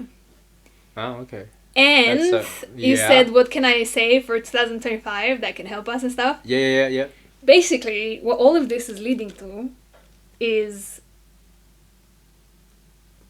disclosure on a planetary level, meaning that they say that within 20 years max, what? 10 years, something like that, 10 to 15 years, okay, what happened? We're gonna know that aliens exist. Like, everyone will. Yeah? Like, en masse, that people are gonna see them. They're gonna see their... Really? Yeah, their spaceships are gonna come down, and that contact will be made physically. Like, we're gonna be able to, like, meet them in person physically. That's exciting. I know, right? If anybody listen to this trying to kill yourselves, just maybe wait for 10 more years. 10 more years, dude, then you're gonna meet the real life fucking aliens. Isn't that cool? That's so cool. I don't know. That's awesome. It's so exciting. I mean, to me, like, people who say aliens are not real, it doesn't really make sense to me because literally, like, when you think about the size of the universe, which we can't even measure with human mind, it's like literally the possibility of possibility of those aliens, quote unquote, not existing is impossible. Do you know what I mean? Yeah, because there's so many places and so so many. so vast. Yeah, so it's impossible, almost impossible to. For us to be the only. Yeah, that's even more weird. Life form that is in this way. Yeah, like it's that weird. sounds fake. That sounds like conspiracy theory. Yeah. That we are the only one who exists in this, and that's such a lazy way. Yeah. Oh yeah, we're the only. Like what? What? How? But like, and now more and more, stuff is like surfacing. Like, people are finding out more about that the government knows about them, but they don't know exactly what the UFOs are or where they come from. Yeah. Like the military doesn't really understand. They kind of know because they did recover some like spacecraft, and they like reverse engineered them, so they understand a bit about some of the technology, but they don't understand this part, the connection through consciousness. They don't understand that we are connected to them individually, not just they're like these strange aliens, coming to our planet to take our gold or whatever. We are them from a different point of view. Oh, shit. Yeah. It's just the way they say, like, we're cousins, like brothers and sisters or cousins. Yeah, I want to meet my alien cousin. Yeah! How cool would that be? I wonder what it would look like. Yeah, what if it would be really scary and like all of a sudden you see this scary creature? What would you do? You're like, I'm you, but from a different place. I'm like, oh, you wanna shoot a music video together? I always wish I was more than one person. Because I do certain things really well, and I trust my artistic intuition and expression and things like that. I don't want anybody else to play in the band together. I just want multiple me to play music together and shoot the video as well, because I only trust I like my point of view and stuff like that. So if there's more than one me, then that would be... Now I just imagine like you in a band with a bunch of aliens. And you're literally you're the only human, and the guy in the crowd who is also an alien filming me in a way that I aesthetically approve. And this is a very interesting episode, actually. I have a sketch actually. Do you want to see? Yeah. Of when I was channeling, I wanted to see what they look like, kind of, and then my hand like started drawing. But obviously this is a silly sketch, so don't expect extreme realism. But this is where I write down all my crazy findings. Man. And I write down my dreams. I try to remember more and more of my dreams because I noticed that there's hidden messages in your dreams. So if you can tap in there and like remember, you can see the bigger story of what your dream is telling you. I used to do that when I was a kid. Yeah. Oh, look at that. I know. It's so silly, but yeah, just what I got. Can I take a picture of this and put on the... Yeah, go for it. Just a screen. And also a bag for some reason. I don't know why the bag came through. Oh, interesting. Just let me take a picture. Yeah. Could you hold it like this? Okay, got it. Very good. Yeah. Holy shit. Yeah. And another funny thing that I wrote down here, when I had my experience on brownies, which I didn't explain, but I feel like that's too long. Yeah, that's fine. But these stories are very more interesting. I wrote down, after my experience, I kind of wrote down what happened so I can remember it. And for some reason, they kept showing me the number 42. And I'm still not sure exactly what that means, but I've heard on other places that 42 is like a cyclic number, and that represents a cycle coming to an end. And like another cycle begins. 42. Yeah, but I don't know exactly what that means. Whatever. 21. 42. And what I remembered distinctly from that experience was that they told me the sound is... You as in like a person, anybody. So when you say the word you, that sound, you... Okay, the sound you. Yes, is the tail sound of your inner being. So if your source were to make a sound, imagine your inner being is vibration, right? Yeah. And it vibrates. Yeah. As it vibrates, it makes a sound. Like we can interpret it as a sound, almost. And that sound, That's what I got from what they were telling me. Ends in you. It's a bigger sound, but the end of it is you. And that's why we call another person you. Okay. Because it's like part of the sound your inner being makes.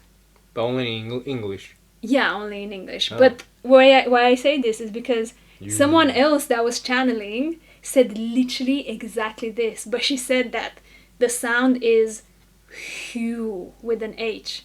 Hue. Yes, and she said that's why we say human. That's where the word human comes from. So I guess. I don't know. I just thought it was interesting. I guess English speakers are closer to the truth. I don't know. I don't know. I guess I don't know. Whatever. But like all languages are expression of Yeah. you know. But I just thought this was interesting that she said this that I wrote down. Yeah. That's crazy. You are onto something. That's insane. Wow. But she just put an H in front. She was like, "Hue." And I was like, okay, interesting. That's awesome. And the biggest message I got is chill out. That's basically. That's chill out. Yeah, just let chill it happen. out. Let. Yeah. Because we're on a path, and what is gonna happen is gonna happen, regardless of what we do. So just chill out, and let it happen. But they did say that there's gonna be a lot of big changes on our planet in the next like 10, 20 years and so on. 10, 20. Yes, like a lot of structures are gonna fall down, like old systems, like governments, and there's gonna be floods. My coworker. Yeah. Yeah. Oh, that sucks. I saw that too. I saw like a flash image in my brain. Like a lot of our continents, the coast cities, Yeah. all flooded. Like they're gonna disappear. That's Almost too bad. everything that's on the coast is gonna go underwater. So Japan's gone, eh? I don't know. I don't know if all of it, but maybe the coastal. Oh, it's a small country. Yeah. Well, we'll see about that. Yeah. We come back to this podcast in 10 years. Yeah. Oh my god, that'd be so cool. To see in 10 years if aliens landed and if there's Floods. That's wipe. Yeah, that would be very That's cool. Yeah. Another thing I'm trying to figure out is I keep seeing, whenever I feel like I'm making the connection, whenever I feel like another being is flowing through my body, Yeah. I keep seeing like the base of a pyramid. So like, because it's like this, right? Yes. So I keep seeing this pattern, like this. And then like making itself smaller and smaller and smaller, and then bigger and bigger and bigger, as if it's pulsating, like. Okay. And I'm getting something like, that's how we're making this connection. That's how you can channel. It has something to do with this. I see. But I don't know what. I don't know what that means. I don't know how to search or ask who, but like maybe this is something similar to this. Maybe you have some clue. But like since I was a kid, I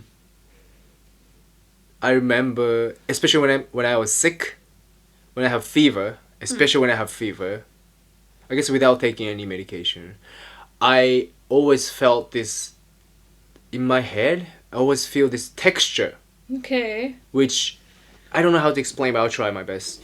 This, and nobody understands. Texture that is like kind of like cloud fluffy. It's kind of like a soft bed. Mm-hmm. It's kind of like cream, whitish color. I feel the Okay. color that is fluffy, like I said, soft, Okay. but also extremely solid and hard. Okay. Okay, it's like a marshmallow. Marshmallow, exactly. Marshmallow. It's very soft, but also next second you feel It's very hard, okay. like metal, and then it's also tiny, Okay. but next second you know Big. it's massive, like you can't Okay. imagine. And I feel that with my whole body Yeah. when I'm sick, and I haven't felt that in a long time. But this is a Okay. sensation I somehow always got when I was a kid, when I Okay. was sick. Interesting. But these days, without trying, I get it. I get the sensation sometimes. Yeah. Do you have any clue what I'm talking about? Yeah. What the hell is that? So like, when you say that feeling of small and then big, Massive. yeah, massive. unimaginable. I don't know exactly how you would say what that is, but you can get that feeling when you meditate. So really, yeah, a lot of the times, especially when I first started to meditate, I would get this feeling like. But I reference it to my body, so to me it felt like my awareness of my body, right, is now small, and then suddenly I feel very big and expanded, and then I feel very small, then very big, like that. Okay. Yeah, so it's definitely, I don't know, like a sensation we get similar. Okay. in our body that definitely has something to do with consciousness. Yeah. Okay. Yeah. Maybe it has something to do with like expanding outside of your body, you know what I mean? Okay. And then like retracting back in, and then like, I don't know. Huh. Yeah. I don't know. Last night I had this experience. Like I was laying on the bed and I literally felt like I was floating. Yeah. And I felt energy all throughout my body, but like crazy, like really intense. And like tickling.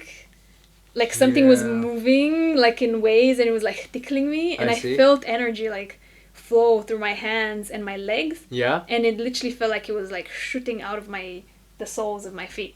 And sometimes almost like electricity, it felt like electricity, because sometimes I would like get shocked by it, literally. So like my legs would just spasm and go. Yeah. So again, there's different things that are happening with our bodies. Yes. In terms of energies, like stuff is changing and shifting. Weird. Yeah. Huh. But what I'm understanding is that it has something to do with, it's for us to be able to what? Channel more energy in our bodies. So to be more of who we are. Wow. Here physically. Very good. Yeah. So you're gonna see aliens one day. That's basically the takeaway of this podcast. Is that there's an alien Tsubasa, but his name is probably something else, and it could even be female. Doesn't have to be male. They can even have no name or whatever. There's no maybe concept of name. Yeah. Concept of anything at all. Yeah. No physical form. Yeah. Wow. There you go. Well, I want to expand this conversation, but I don't know where to go to. Oh, another thing I got. Okay. If you're still interested in the alien stuff, and I wrote it down. This is a longer story. How do I explain? If you listen to Bashar, so Bashar says he's an alien. Oh. Called, he's from a group of aliens called the Esesani. Okay. And for many years, as he's being channeled, he's been telling people that there is a hybridization program happening. What? Hybridization? What does that mean? To make hybrid beings of us and aliens. Sure. As in, aliens have been coming down here, and that's why we get so many reports of abductions. And taking DNA material from humans, from specific individuals, that apparently have agreed to do this on a soul level. So they knew about this, and they gave their okay. And they come and they take, DNA material, and they're making this hybrid babies. Sounds so dumb. But yeah, they're making this hybrid beings that are human and other alien races. Because apparently they're saying that that's our next evolution of humanity. Okay. And that's who is gonna come and live on this planet in the future. I see. It's not like 15, 30... No, this is a very long process. I don't know exactly. Got it. But, so with this in mind, a lot of people go and ask him questions. Yeah. And a lot of people have this feeling that they have hybrid babies. What? Yeah. They feel like they have hybrid children. And they ask him, and they're like, do I have hybrid children? And to some of them, he says, yes. And they go on and like, okay, like, how old are they? And he gives them some information sometimes. Sometimes he says, I can't give you any more information than this. But every time I heard about this, I felt very strongly in me an emotion of like... Are you saying you are the hybrid baby? No, I'm saying I think I have hybrid children. I think I have more of them. what does that mean? Like outside you, or you have that in you? Outside of me. So this is they already exist. happening where they are. I don't know, on their spaceships or whatever. I feel like they took material from me when I was a child. Yeah, okay. And I'll tell you the experience that I'm connecting with that. Yeah. That I'm now understanding what the fuck that was. Yeah. And when I was meditating and I was asking these questions, because I felt the energy and I was like, do I have hybrid children? And I got yes. Yeah. And then I was like, I don't know, like every time I hear this, I have a very strong emotion of like, I love them. Like almost like I know them and I feel like I love them and I want to meet them. And I got that, I saw her. I saw her in my mind. I saw like a baby alien, not a baby, what you would call a toddler. Yeah. Yeah. So she was like a young baby alien, young alien. Yeah, sure. And I saw her eyes and like her head mostly. And she looked so sweet. And I got that her name was Miriam. And I wrote it down. Where did I write it down? I got that her name was Miriam and that she's 4. She's 4. Yeah. Oh, there you go. On Miriam, daughter, 4. And then I got this image. So it's I don't know if I don't think this is her, because in my mind she looked different. But I think it's this kind of a species or whatever this is. Oh, wow. It's your daughter. Yes. Isn't she beautiful? Yeah, she looks... I'm not saying this is my daughter, but I'm saying it's this type of alien. Yes, yeah. People are going to think I'm batshit insane. But also, if I would have heard this not long ago, I would have said, yeah, that person's crazy. That's interesting. Well, I want to talk about something that can relate to people as well. So when we talk about, like, originally we started this conversation from like storing traumas in your body type stuff. When people feel like, because you know way more than general people do, what would you tell people to start when they feel like they have some traumas and scars trapped in their body that can't get away from in the moment that you feel the emotion. Yeah. So let's say you're just minding your day, whatever, and all of a sudden you feel like this intense emotion of fear. Fear. Because for a lot of people, that's how it like comes up, as like anxiety or fear. Yes. And it can seem like it's coming out of nowhere, literally. Our instinct is to literally be afraid to feel the fear. So what's happening is like we're afraid of being fearful, and then we push it away. Yes. And that's literally what panic attacks are. It's you being like, I shouldn't feel this. This is dangerous for me to feel this. But it's not. You're okay. It's just a part of your brain that's your survival mechanism, basically. When you feel this fear, this panic even, allow yourself to feel it. Although it's uncomfortable and your instinct is to run away, sit with yourself.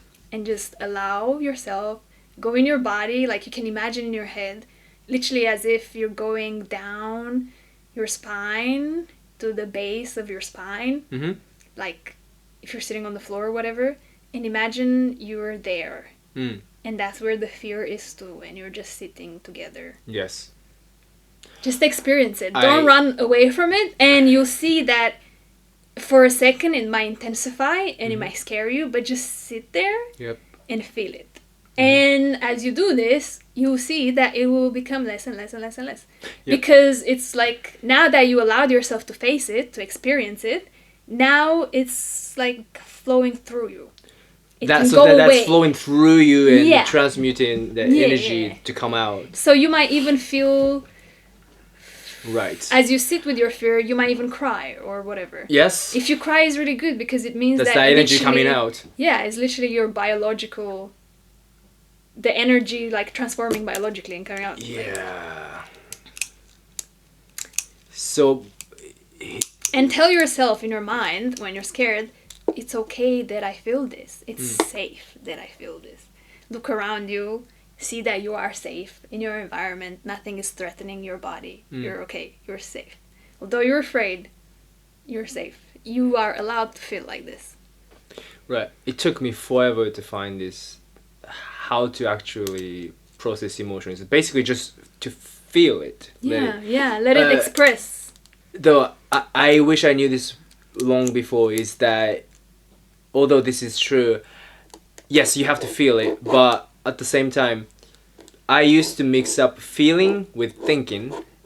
So when you think thoughts like, oh, I have to pay the bill, I don't have enough money, oh, whatever negative thinking, you have the choice to not think, right? But feeling, you have to feel to process. So do you agree that when negative thoughts come up, you shouldn't obsess with it, but channel more into how you're feeling, like body sensation, to process the feeling instead of thoughts. Especially if you're having a physical sensation Yep. that pops out of nowhere. If to you it feels like this fear came out of nowhere, Yeah. that's when it's the most important to sit with it. Face it. Don't run away. Face it. Sit down. Stop what you're doing. Just sit there and observe it. But if you're like thinking thoughts that are worrying you, then you're kind of like creating this stress. Exactly. Yeah. So sometimes it can be really hard, honestly, to like stop yourself from having those thoughts, especially if you've not caught yourself early enough, because now you've been thinking about it for maybe a while, maybe a few minutes. Now there's momentum. Yeah. So it's harder to stop thinking about it because your mind naturally will give you more thoughts that are like that. Yeah. But what I'm saying is, like, I want to clarify, whoever listening is, stop and feel the fear and emotions. Yes. And acknowledge if it's something like that with your thoughts, if you're realizing that you're having thoughts that cause fear in you, first of all, stop and realize that this is something you're choosing to do. Exactly. So Bashar says, for example, say, I feel fearful, and then complete that cycle of emotion with saying, because I choose to believe I need to be afraid. Okay. So I feel fearful because I choose to. Yeah. Believe I must. Yeah. How do I say this better? Yeah, just understand that you always have a choice. And You have no choice to feel, though, but you have a choice when it comes to thinking, right? Yes. And if you... But the thing is, you always, the thoughts you think, so Yeah. especially when you're afraid of something, usually you're afraid of something because a belief system in you says that it's safer that you're afraid of that than to actually confront that or whatever. So this also has to do with your belief systems. Right. So sometimes it's good to, but in that moment when you're panicking might not be the best time to do it. But when you're more relaxed, it is good to just see what your belief system is about stuff. Like things that cause you pain, like fear. If you're thinking thoughts and you're noticing, okay, I have fear around thoughts of money. Yeah. Yeah, or like being able to pay my rent or being able to, pay my commitments, whatever. Yeah. When you don't feel like completely overwhelmed by this, it's better to work with it than when you feel overwhelmed. Yeah. Just try and understand what is it that you're afraid of there. Right. Notice the trigger and be aware. Yeah. When something triggers you, that's like the clue. Yeah, the fear is a messenger. It's a clue that I have a belief system here that is not in tune with who I really am. That is not who I really am. Yeah. So the fear appears there to like put your attention to it and say this belief is out of balance. Yeah. So the fact that you don't believe that you're gonna have enough money, that you're gonna be able to support yourself, is out of balance. It's not who you really are. So you need not to, who you really are. Yeah, it's not who you really are. So you need to investigate in yourself. Why do you believe? Why do you believe that you're not gonna be supported? That you're not gonna have enough money? Like where does that? Where did you get that from? That's actually exactly how to do it. Exactly why how you do it. Somebody talks about follow the trail of whys. Yeah, why? Okay, why do I believe this? I went to a bar and I saw somebody I wanted to talk to. Let's say that's a female and you're a male, but you feel like this excessive fear of talking, which is normal. But then you keep asking, why do I feel this? Because, well, she might reject me. Exactly. And why? Exactly. And then ask why that? Why is it scary if she rejects you? Yeah, so what if she rejects me? Because I feel ashamed and feel unworthy or unwanted. And now, why do you feel that way? Because I always, I guess, had this specific thing happen when I was 16 that this girl did this and okay. Oh, it goes now we're back. getting somewhere. Yeah. It's always like that. And now that's what I'm doing is it's called shadow work, right? Yeah. Yeah, shadow work. Instead of I'll think positively. Yeah, you can do that, but like triggers and quote unquote negative there's no such thing as negative feelings because all the feelings and emotions are trying to protect you, like fear, anxiety, guilt or something like everything is not, it's subjectively negative, I guess, because you feel bad, but it's not negative. It's a sign. Yes, we call it negative because it's like undesirable. Unpleasant, Yeah, exactly. It's not pleasant to us. We don't want to feel like that. Yes. But it's important that they're there because they make you focus on something that needs to be focused on. Exactly. You need to look at this. You need to put this back into balance. Yes. Yeah. So like why? Why? Yeah. Follow the why. Exactly. And get then down to it. Especially if you say it out loud, sometimes the stuff you say for your why out loud sounds so dumb that actually you're gonna go like, that's not true. Because all these whys are not necessarily truth. They're just thoughts you kept thinking your whole life. So they're patterns of thoughts. It's habitual. Yeah, exactly. Automatic autopilot you are. So if you get to a why that says like, because if she rejects me, I'll feel like I'm less than, or I'll feel unworthy. Yeah, that's... When you say that out loud, you can hear yourself that like, well, that's not a truth. That's not true. I am worthy. Like, that's not who I am. Yeah. Like, who I am is worthy. I wouldn't be here. I wouldn't be alive if I wasn't worthy. You know Louise Hay, right? Louise Hay. Yeah, Louise Hay, yeah. She's the first one who talked about self-love that actually taught me how to step-by-step do it. And because like people talk about, okay, you have to love yourself, you have to, you know. Yeah. But like nobody really tell you, okay, like how do I do that? Yeah, because sometimes when you have these habitual thoughts, right, of thinking badly about yourself, especially in relationship to certain things, it's hard to switch from that habitual thinking to a positive one. You're not going to be able to make such a big jump, right? So that's why you need to work with it and like see where can I move and believe something a bit more positive. Yes. And even though feeling bad feels bad, it feels comfortable to feel bad because you're used to feeling bad. Does that make sense? You know what I mean? So I learned that you feel safer to feel bad rather than changing to feel good. Yeah.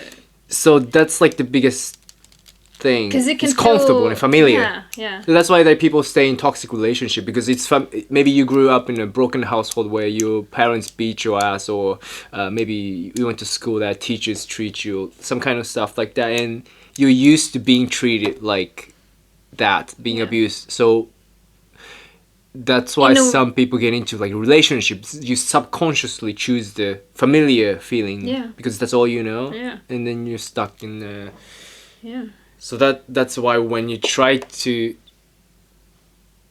get away from something new, which is positive, feel uncomfortable, even though it's that's healthy. Why people don't do it. Yes, because it's new, so it's unfamiliar. Yes, so it feels uncomfortable. That is people. Okay, go ahead. Exactly how I've been feeling like this past weeks. Yeah, like everything is so new because. Yeah, for me everything is so new. I literally don't know the person I was before. I can't relate in the same way. So now I feel like I'm someone else, or like some So now it's weird. Pushing it. But it feels uncomfortable. It is. Yeah. Very uncomfortable. I have a book that's responsible for me to make such big movie. Last year I was stuck in a job. I mean, even though I'm in London, I was working at a restaurant and I couldn't do music I wanted to do. So I was like kind of stuck in whatever and depressed, really depressed. But then I decided to quit this job and flew to America to attend this seminar, and then actually I saw my favorite artists and all kinds of stuff which I never thought was possible. So cool. There's a book called U Square. U Square. It's about quantum leaps. Have you heard of quantum? No, I mean I haven't heard of the book, but yeah. I've heard of Okay, that. okay. You have, of course, you heard of the book. But there's a chapter in the book talk about feeling discomfort. Oh, wait. Can I go for a bathroom break and then? Yeah, go ahead. I'll be right back. I'm gonna find the chapter. It's really short.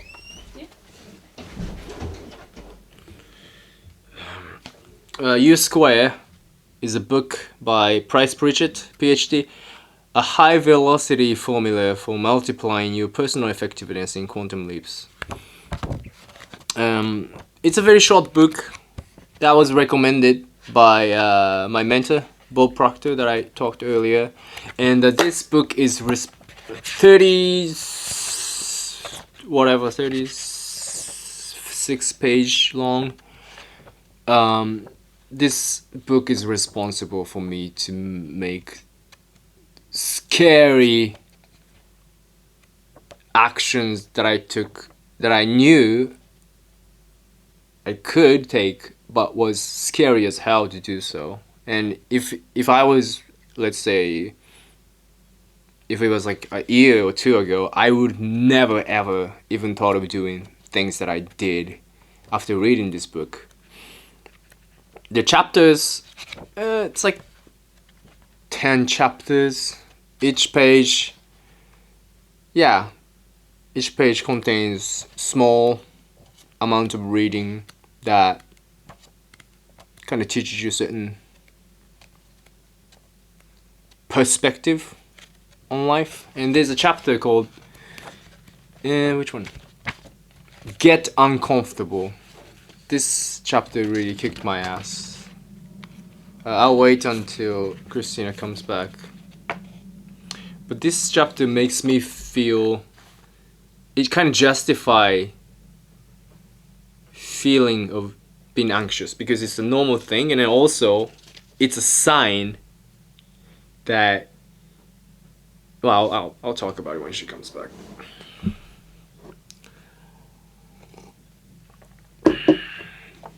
But basically, feeling uncomfortable is a good thing. There's a chapter in here, Cristina. This book is really short. It's like a 30 whatever pages, and there's each chapter is each page. And this one, this is separate. This is not like a long story. It's like a one thing, next page one thing. So you can open any page and see. This chapter is pretty is related to What's what it we're called? talking. U Square. Okay, I feel like I've heard of it. This is not that famous, I guess. So this chapter is called Get Uncomfortable, because we talk about being uncomfortable. Yeah. But I'm not going to talk about what quantum leaps is, but quantum leaps jerk you out of your comfort zone. Quantum leaps is like a huge jump that basically you make action that you didn't even think was possible. Just go for it. Prepare yourself for a pretty wild ride. You are going to cover some unfamiliar terrain. Terrain? And encounter obstacles you've never faced before. It can feel like the safety chain linking you with the behavior patterns that worked in the past is being stretched to the limit. This is what we're talking about, right? Yeah. At times, you may wonder if the situation is about to spin out of control. And here, uneasiness is a predictable psychological reaction when a quantum leap is underway. Basically, quantum leap is like a breakthrough. Yeah. Breakthrough. Alright, this is a short one, so bear with me. The normal reaction is to want to hold on tightly when you feel comfortable, yeah? But you are going to have to learn to let go. Okay? So turn loose if you want to jump. Don't be surprised if you grow uneasy. That's a predictable part of the process. When you take the quantum leap, you ride the situation, but you don't really control all that much. In fact, the only way you control it, that is by 1, knowing where you're going, and 2, continuing the pursuit, and 3, learning from your mistakes. Yeah, a quantum leap is an act of faith, exhilarating. How do you say? Exhilarating? No. No. Exhilarating. Anyway. Exhilarating? What the heck is that? And possibly scary at the same time. Making a big change is scary and, everything at the same time. But you have to give up large degree of security and safety. Familiarity and feeling comfort. Invite failure and possibility content with criticism from other people who have been part of your support group in the past. Yeah, people who keep you stuck in the past, same familiar old feeling, even though it's negative and you don't feel good.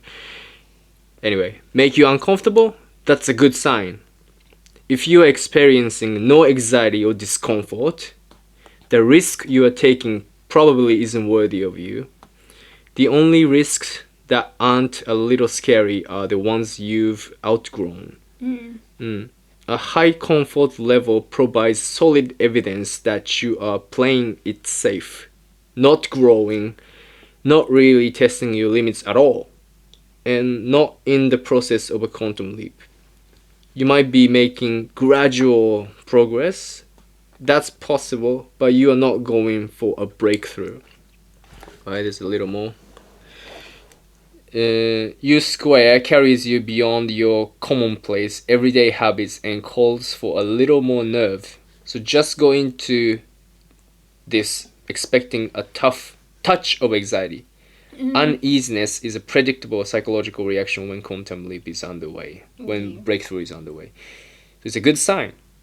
Anyway, it has been said that if you will do the thing you fear, death of fear is certain. Courage is not the absence of fear and anxiety. It's proceeding in spite of those feelings. So press on. That's so good. Yeah, this is just one page. So good. This kind of kicked my ass to do. I feel like anxious and scary as hell. But it's good because I'm aiming high and going for breakthrough, which I actually did. Yeah. And I feel much more, comfortable about situations. Because you look back and, actually I did that. Yeah. But yeah, it's really weird. It's unfortunate that we have to feel uncomfortable in order to evolve. Yeah, but it's just kind of what it is to be human in a way. Also, if you're happy and safe and at peace all the time, you don't get the desire to improve anything at all. Yeah.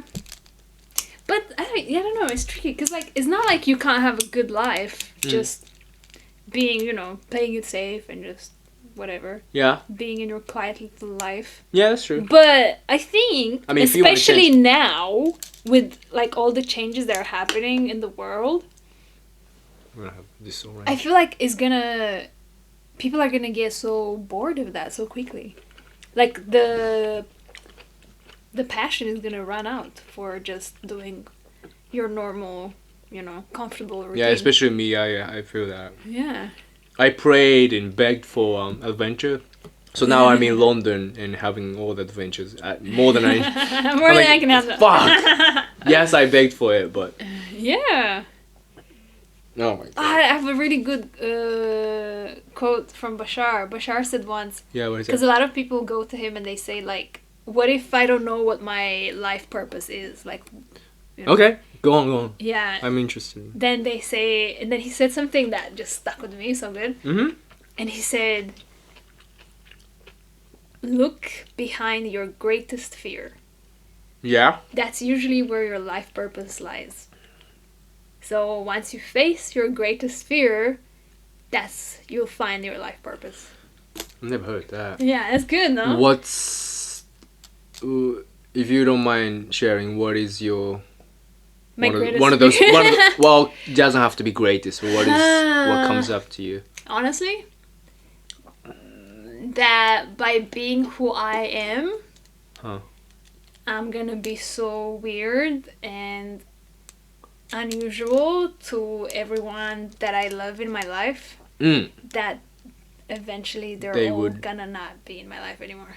Oh, that's your fear. Yeah, and Oh, that it's makes very me interesting. very sad. Ah. Yeah. And there's purpose lying beyond that, I guess. That means I guess you gotta be who you are and be weird. Yeah. And people So- leave. Obviously, some people leave. That's the thing though. And another thing I heard recently that made a lot of sense to me was that it's actually unkind to the other people to not be yourself and to behave in a way that you think they would find acceptable just so that they accept you. Yeah, I agree. Because they actually don't get to see who you really are. So they don't really know who they're in a relationship with. If you're not being your true self, they don't really know you. So in a way, it's actually kind of unkind and unfair towards them Yeah. to not That's be true. yourself just to be with them. You're Yeah. faking it. Yeah, so sometimes to just be yourself, even if it might mean letting people go, or Yeah, people yeah, will 100%. naturally make their choice, I mean- because people are free to make their choice, that might be the most loving thing to do. That's the best thing about being who you are is like people don't talk about, okay, yeah, be who you are, be authentic to who you are, but people don't really talk about if you become who you are. Yeah, only people who accept the way you are will stay, and it's their own business too. Yeah. So it's like the process of weeding out people who don't authentically can connect to you. Yeah, and I feel like especially now, again, because such a big shift is happening, so a lot of people are feeling like they're going through this transformation. Okay. And they're being someone new that they weren't before. Yeah. Right? So a lot of people feel like their lives are transforming and feeling like a lot of the people they knew so far are gonna perhaps Leave. disappear from their life. And that can be really sad and like even traumatic. But it's part of what we have to deal with now because Yeah. there's this big shift. in I everything. lost a lot of friends since something within me changed. Exactly, 'Cause that's what you happens when you don't change. you don't relate to those people anymore. Yeah. And they feel that as well. But it's okay because Of course. Yeah. Also, it feels good. It feels lighter. Yeah. It's like a yeah. But it can be hard, especially I guess if you're not used to it, I'm so used to it. I don't feel anything, but for people, it's scary to you, right? Still. because all I think is, especially now with this channeling stuff, Yeah. the more I'm getting into it, the more I'm like, it makes so much sense to me that I'm meant to do this and I'm Okay. supposed to channel. Yeah. So, but that makes me think that inevitably, Yeah. everyone that knows me is gonna have to find out Okay. that yeah. I do this. And that a lot of them, for whatever religious reasons or like whatever beliefs they have, yeah. they're not gonna accept this. And they're gonna Of like course. family, and friends, and they're gonna make their choice whether they want to be Associated with you. or not. Because for a lot of people, this is gonna be batshit crazy. Yeah, 100%. Yeah, and I understand that, but it also makes me really sad. Like, I feel like see. that's one of the things that I'm confronting right now. And, like, Interesting. Letting go of energetically. Do you have fear of being left behind? Or people leaving you? In Not general? people leaving me. I'm afraid that, like, Okay. I'm afraid that I will go somewhere else. And Okay. those who are around me are not going to be around me anymore. That I'll be in a completely new place, but, like, by myself. Okay. I think that's my fear. So the loneliness of that. Yeah. Okay. Interesting. Because I don't know how many people would go to the new place with me. So So, like, with this, for example, with channeling, how many people in my life would accept that that's yeah. just what she's doing now? And that's what she chooses to believe in, Like, I know for a fact that a lot of people in my life don't have the belief system for this. Yeah, or for even sure. to accept that, okay, maybe I don't believe all of this is real. but I can see that this is her experience. Yeah. A lot of them won't even get that. A lot of them would just be like, she's crazy. She's lost it. You know, like, she needs some kind of mental help. Even my boyfriend, that's also one of the scariest things. The fact that he was, because again, I understand, like, especially now, as I'm getting used to the energies. Yeah. So a lot of weird physical things are happening with my body sometimes when I'm in this state. And I'm crying, and all of a sudden I'm laughing. Yeah. Because... So I'm crying because I'm releasing all of this energy. But for me, I also am aware of what's happening, and I can see how crazy this is, and I'm laughing at it. Yeah. Because I can be aware of it and react to it. So I'm laughing. But for someone else looking at it, they're just seeing me fucking crying like crazy and then laughing at myself. Yeah. And like being on the floor and like doing like this and like, you know, literally what you would think someone that's possessed does. Yeah, from the movie. Yeah, it looks fucking weird sometimes. So my boyfriend is like... Yeah, sometimes he wonders if it's fair. mental illness or like... That's fair, to be honest. That I'm trying to deal with something deeper in myself through making up aliens and stuff like that. You know. That's very true. And it's their choice to do this as well. But it's so annoying because every time I can feel them coming through, they want to talk to him. Like, if he's in the room... He's involved. Yeah, they're so eager to talk to him. And, like, they're even touching him. And they're, like, doing this and whatever. And every time... they come through and he's in the room, they bow to him, like, I know, like, literally my body moves and, like, my hands go up like this, and then they go towards him and they go like this, and, like, I'm smiling, because there's so much, I don't know, love for him, like, yeah, I don't know. Yeah, I don't know how I feel if my partner, like, 7 years long relationship partner, suddenly start doing that, you know, it's just different things, so. Yeah, how would you feel? Imagine that. Well, I would feel definitely concerned for sure. Yeah. Like he probably feels. Yeah. But the more he's expressing his concern, the more I'm learning to respond to it. Yeah. In an unemotional way. Okay. Like, and it's very hard. Because I just want to get mad. Because I know my experience is real, right? Yeah. So I want to be all defensive and like, fuck you if you don't understand, you know. But more and more, I'm learning to just watch and listen to his point, and accept that it's okay that he has this perspective. That's his choice. What's his point? You know, all these fears of this is crazy and you're losing your mind, and what if other people see this? Like, what if our families see that you're doing this? They're gonna think you're crazy and possessed, you know, because they're religious. Yeah. You know.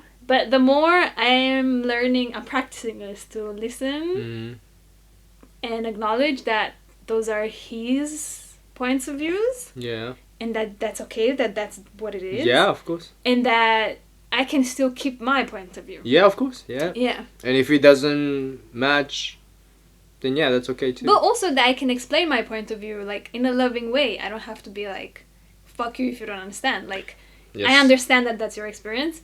But this is what my experience is, and I notice the more I'm like just genuinely explaining, relating my experience, not taking it like personally, you know, and emotional, the more he's like opening to it. Yeah. That's very good. Yeah, but it's tricky. Because sometimes I do want to just be like, I'm not fucking crazy. Of course, yeah, from your point of view, obviously. Yeah. When I talk about, I can't really think of a greatest fear or whatever. Like I was talking about not being able to cry, incapable of naturally shedding tears. I remember, maybe I have a clue, just one moment I remember when I was like 17 or something. I was dating this girl in high school, and we kind of, it came to an end, and we were in a classroom. There's nobody except for me and her and my friend, the guy. By the way, he's a Brazilian guy, and her friend as well. So there's 4 of us. Okay. And I don't remember why, but we were talking about breaking up, And then I start crying. Like, no problem. I started crying because I was sad. And then I remember my Brazilian friend, the guy, he told me, why are you crying? Like, men don't cry. Like, what? Right. You being pussy. And I think that's maybe not the earliest memory of people telling me not to be, not to feel emotions. But that's something that I can remember particularly about crying. And since then, maybe there's something about this, I have to be strong, quote unquote strong. Right, natural. Manly. Yeah. Crying is for pussies. But Right. I always cried when I was a kid. And I cried maybe too much, like, well, more like whining. Yeah. Every time I lost some kind of video game or any game, I would be so mad and cry all the time. And obviously people were annoyed. I was like 3, 4, 5 years. Again, because you're sensitive, and for you, I'm very emotions sensitive, feel intense. Yeah. They feel so intense because you're sensitive. You have a sensitive apparatus. Apparatus what? Like, if you think of your body as a machine. Machine. Yeah, you have a sensitive machine that you're yeah, working it with. is definitely. Yeah. I think that's when I follow the trail of whys. Yeah. When it comes to this particular incapability of shedding tears, I think it comes down to maybe that. Or maybe earlier. Probably it's earlier. Okay, but, that's very good. It's good that you remember this. I found this really good video that I'll send you the link of. I forgot what it was called. It's from that woman, like, Tail Swan? Tail Swan. Yeah. Yeah. She has a video on yeah. literally an exercise. Like, she walks you through how to go back to this emotion. Yes. To the moment when you felt it the first time. So, like, where that trauma originates. Really? Yeah, and you'd be surprised how many details your mind actually remembers. If you actually sit there and go back to it and follow it, your mind holds on to, like, everything. Yeah, it's under the surface. You're right back there. Like, I did this for a specific thing. Yeah? Yeah, and I could literally, I saw everything like it was back then.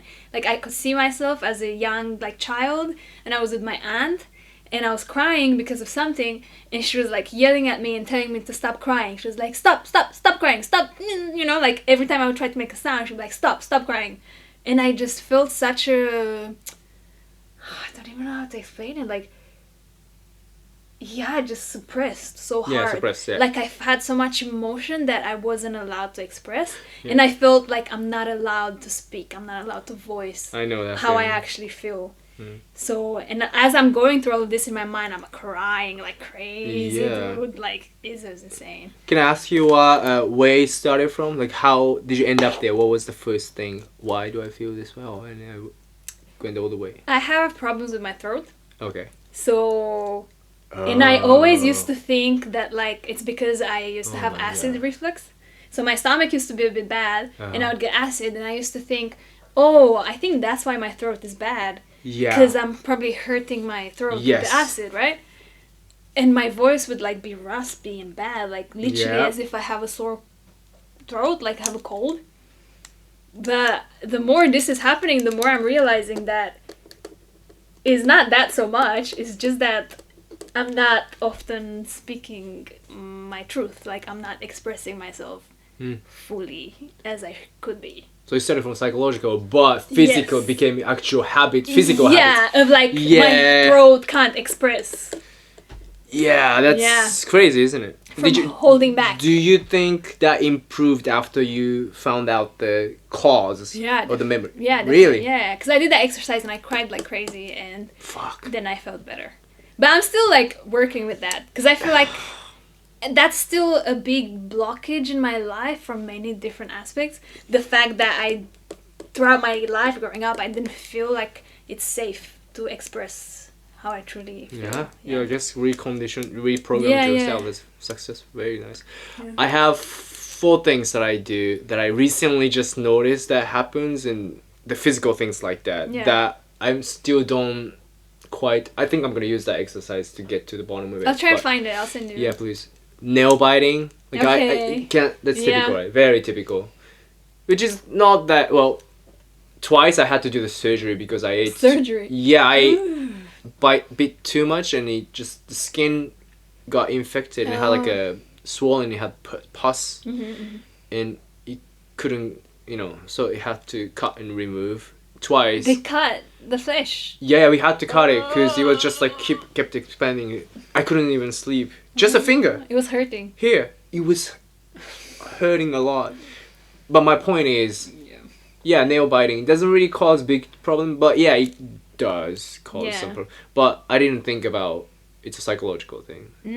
But it's the smallest thing. And next thing is there's a name for this quote unquote disorder. It's not a disorder, but it's like I pull my hair out. Ah, okay, yeah.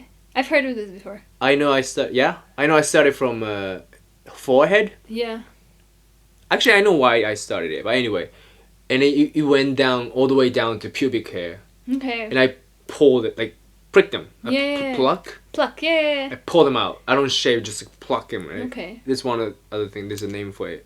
Yeah, there's a name, I forgot. Yes. Because a lot of people do this. Yeah, it's very common, isn't it? Yeah. And skin picking and shit like that. Yeah, It's very...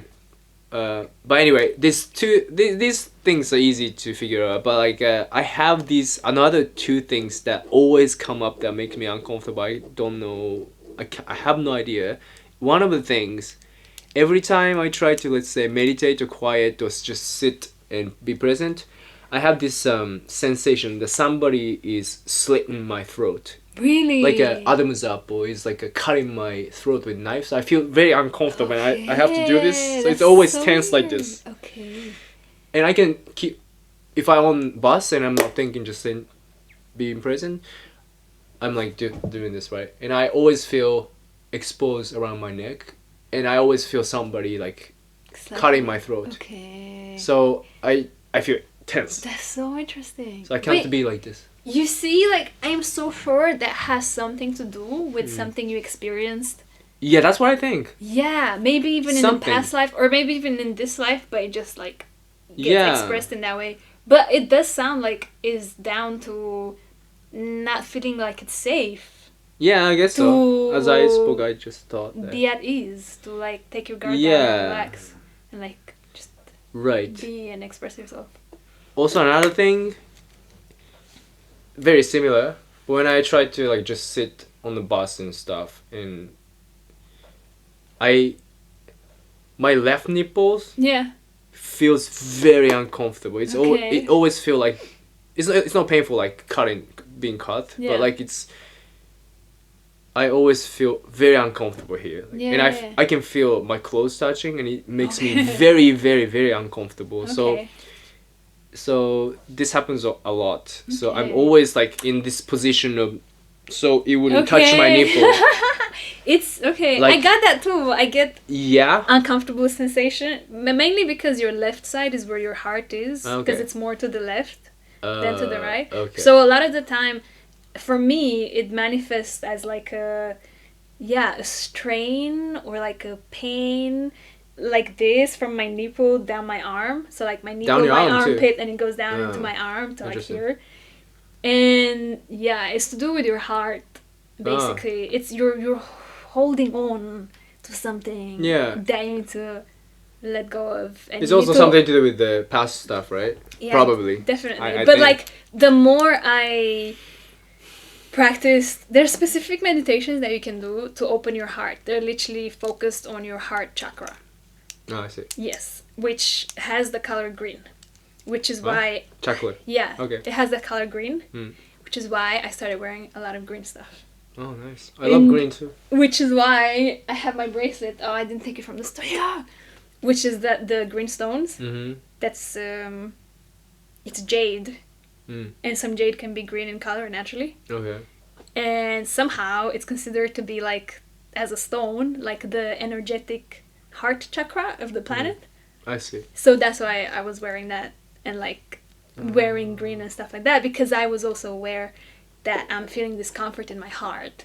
So it means I'm holding on to something that I need to let go of, and I need to open my heart. So I started doing these meditations specific for your heart to open. Sounds like a and now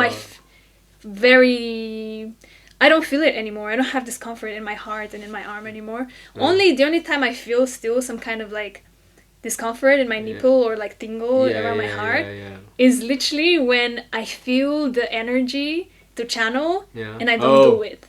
Sorry, what? And if I don't do it, If you don't do it. if I feel that I'm like now you have to do it. connecting to it, and if I am blocking it for some reason, if I'm thinking, oh, I shouldn't do it here or whatever reason, Oh shit. yeah, I feel that I'm blocking, so I feel the tension.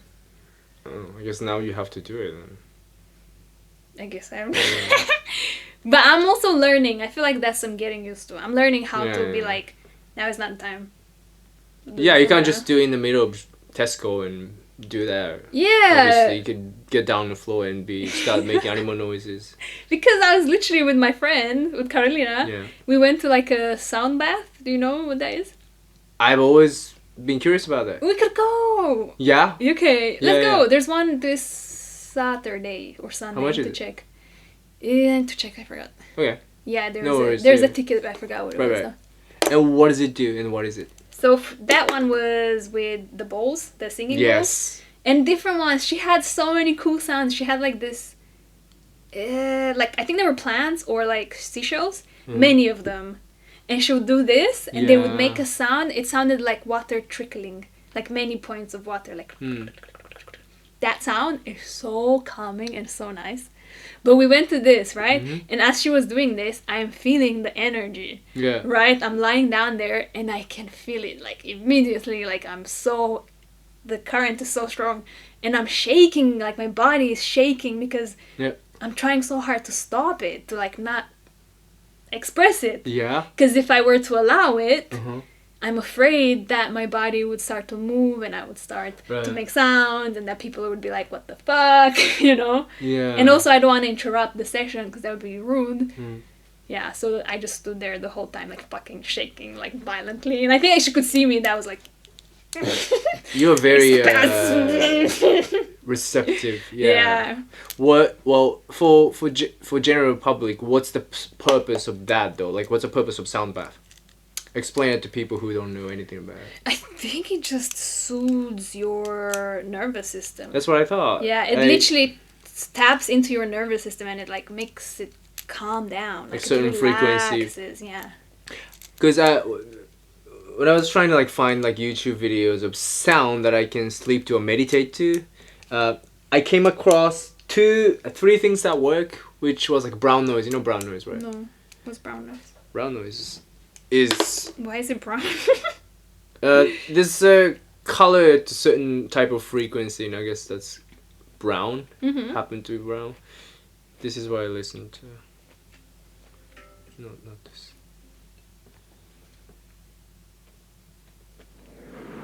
Oh. This is brown noise. Wow. That has such a like... Basically volume to it. Like I feel thick, right? Yeah. Thick, heavy. Yeah. And it's not like white noise where like it's like a spaceship. To me, this almost sounds like you're next to a waterfall, but you're pretty far away, so the sound's a bit muffled. But it sounds like a big body of water going. This literally really That's helped. crazy. And another one is do you know Silva method? Silva meditation. Jose Silva. Silver. Yeah, Jose Silva is he invented his own style of meditation that allows you to basically, you know the brainwaves, alpha brave, alpha. When you channel, you're in gamma. You channel in gamma. Oh wow. Yeah. Gamma is basically when you're asleep, right? Wow. Yeah. And like theta. deep sleep. Gamma is deeper sleep. Theta is... I forgot. Anyway, gamma, theta, alpha, beta, right? And when you're awake, it's like a beta. Delta? I forget. I forget. Anyway, Silva method, Silva meditation taps you into the alpha state. So it makes you extremely relaxed, which allows you to... how do I say? Anyway, I'll play the sound. There's this like distinguished noise that when you do Silva meditation, you use this. Oh. This is the alpha sound. That is crazy. Whoa. This is what I listen to when I meditate and I'm trying to visualize and stuff. That's intense. This is really good actually. Yeah. This is a theta sound. I feel like that was hitting me like right in my chest, like. Yeah. Yeah. It's really cool.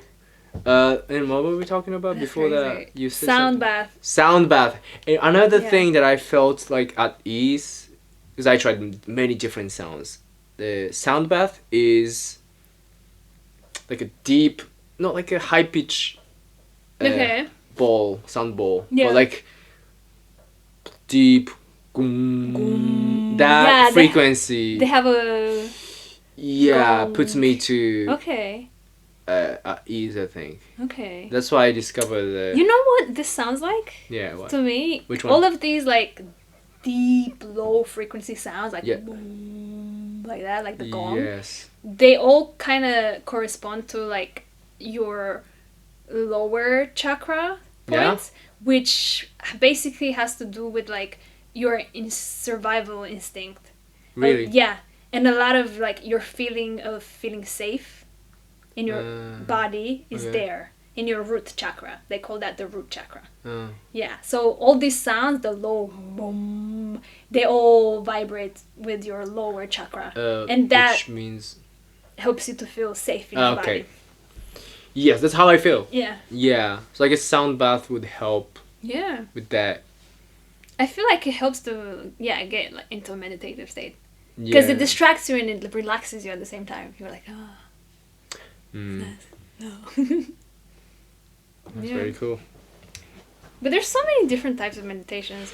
And Yeah, lately, you can't. I really like one where you go in your body. Because, like, for me, that distracts me so much. Like, my brain can't think of anything else when I'm focusing on the sensations in my body. Yeah. So that's really good.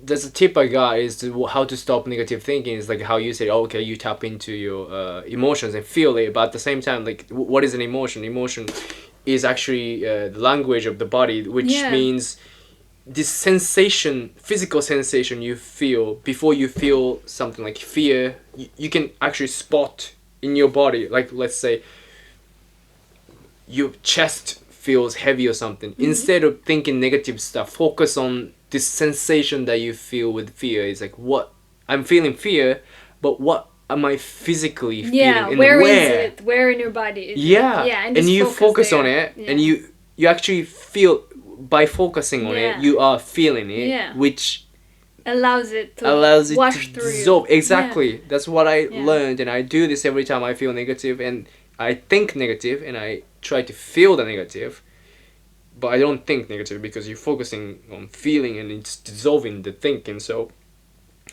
that's the biggest tip I give to people is like focus on physical sensation when you feel the negative feeling. Yeah, that helped me a lot. Yeah. Especially fear tends to be in the gut, no? Like in the chest or in the belly. Yeah. That's where fear usually. I get a lot of like and that's so true. Vibrating. What? Yeah. Vibrating. Like I said, like when I had the health crisis, the first symptom that showed up was like this patch of skin vibrating for no reason. So like like this square. I feel like a digital, like robot. Okay. In my face. Okay. Like left side or whatever.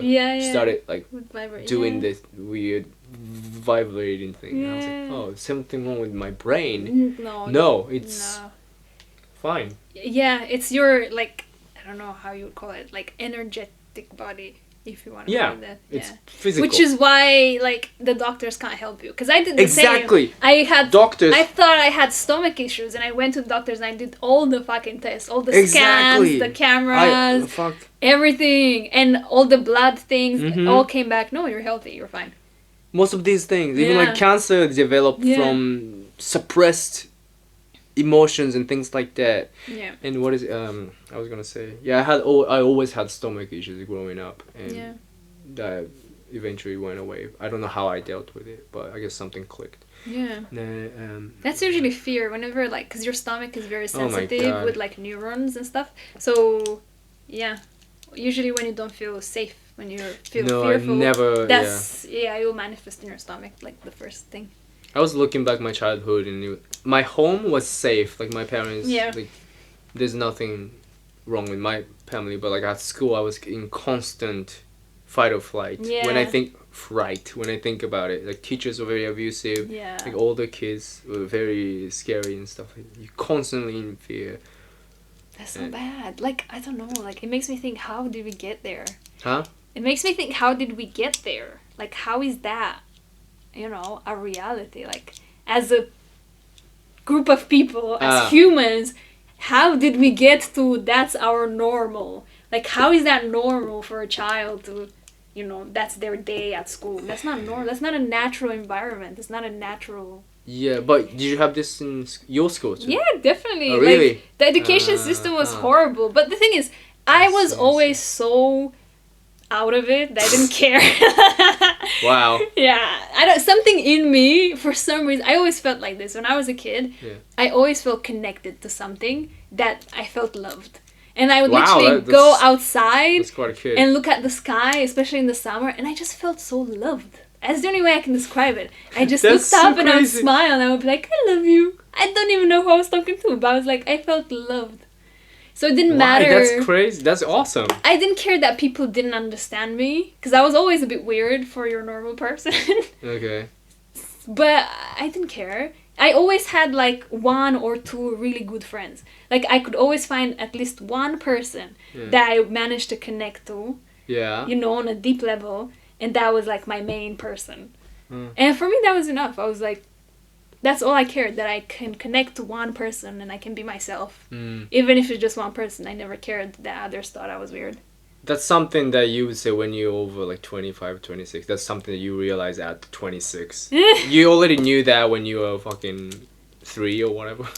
That's crazy. It was just a feeling. I never realized that others don't feel this. I didn't realize. You're gifted, I guess. I don't know how you learned it, but like naturally, I guess had that in you. I don't know. I think it's just... I think there's some... For example, the people that come and they do channelings, right? Yeah. I honestly think that there's almost like an agreement you make before you come into this life, and you say, okay, I'm gonna do this work. And if when I get there, I'm aware of this stuff, and I still choose to do it, because you still have to be okay with it now in your life, you know? You have to choose it, say yes. I feel like I chose to do this. So I feel like maybe I came with a strong intention to not forget so much of the connection, to feel that connection, so that I wouldn't forget so much, so that I could find this sort of stuff. It sounds like your purpose is there. That you kind of found the clue of your purpose. If there is such a thing, then I guess so. Because this is very exciting to me. Yeah. And even when I was a kid, I was always like, I wanted to be a medium. That's what my thing was. Because I was really into ghosts. I loved ghost stories and like scary movies. And my favorite cartoon was this anime actually called Shaman King, which is the best anime that was ever invented. And that's when... Do you? You know it? I know of it. And it's my... No, not for me. But like I remember Shaman King. That was my first exposure to like this concept of there's a spirit world and there's a human world, and some people can be like a bridge to connect these two. You're the bridge. Yeah, as a kid I was like, oh, that would be so cool, I want to do that, that's what I want to do. That's so funny. It's like some people want to be, I want to be a police officer, I want to be a firefighter, I want to be a fucking soccer football player, and I want to be a medium. I want to be a medium. That's sick. Yeah, and I would literally get like my closest friends and we would get together and we would get candles. Oh my god. And we would try to like contact spirits. That's sick, dude. And I had this grandmother that I never met because she died before I was born, and I would always get with them and try to contact my grandmother that I never met. It's so funny. That's cool. Yeah. You know what I wanted to be when I was a kid? Can you get the you're never gonna guess. But it's like you gonna... Were you gonna be... When I was like maybe 4. Because everybody wanted to be cops for some reason. Cop! I was gonna say cop! Yeah, everybody wanted to be a cop. Okay. Or maybe firefighter. But there's one kid who wanted to be a magician, which I thought was very cool. Okay. Wow, this kid is cool. But then I wanted to be something else. Yeah. But it's not surprising because it's so me. cool. I wanted to be a Lego builder. I I wanted to go to Denmark and be a Lego builder. So specific. Why Denmark?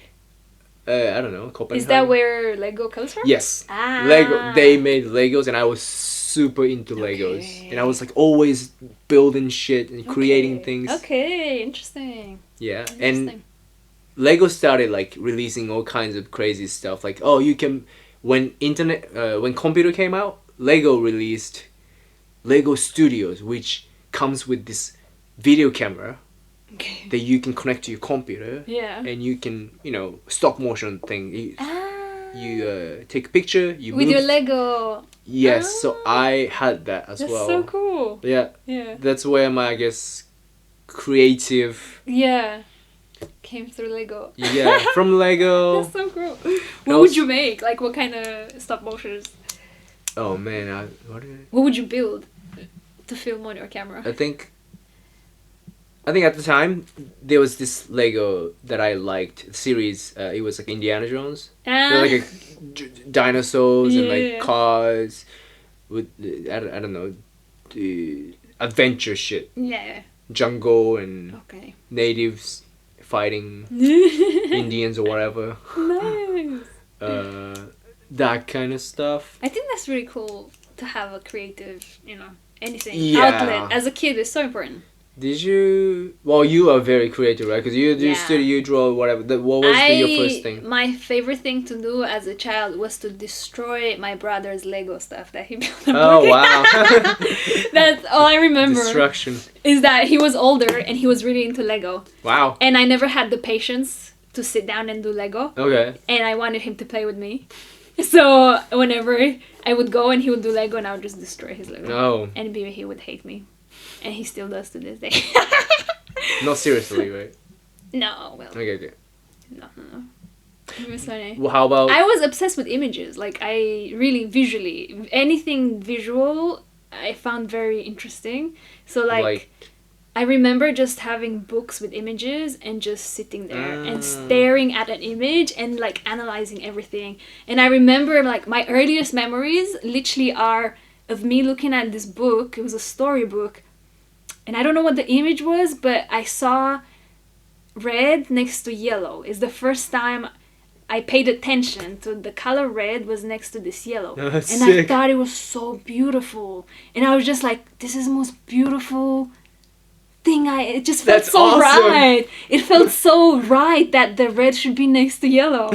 Yeah, and then obviously, and then I just kept looking for patterns like that to see what color feels good next to another color. You are weird. And I would just stare at colors, and I think that's why I started drawing. That's an artist. That's an artist in making. I don't know. I know some kids like that. Like I was that kind of kid. Like you appreciate the smallest thing. Yeah. Well, you still do that, right? Like obsessive. Yeah. Yeah. But you still... Are you the type of person who goes out on the street and you... Yeah. Look at something, maybe like a pattern on the ground or... Not even the sky, maybe like a crack on the ground. Yeah. And you look at it and say, wow, like what? Yeah, right. Something just feels like... That's right. That feels good for some reason. I don't know why, but that feels right. Me. That feels right. That's like good. That. Yeah.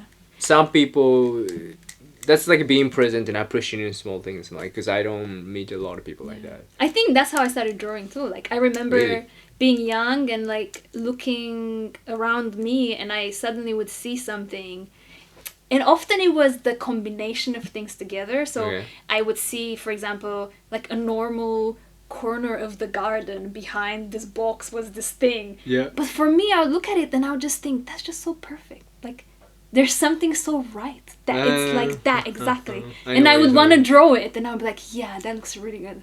Oh, then you draw that. Yeah, and then I would draw that. And then the more I drew, the more I like picked up on, if I do this, it looks like that, but that's not quite right. So then I would change it and blah, blah, blah. Okay. And I remember being a kid, and my earliest drawings were my grandmother's roses, because she always had roses in the gardens. And I would go and try and draw the roses, which was so tricky because they had so many shadings. Yeah. And I would be so frustrated. Roses. Yes.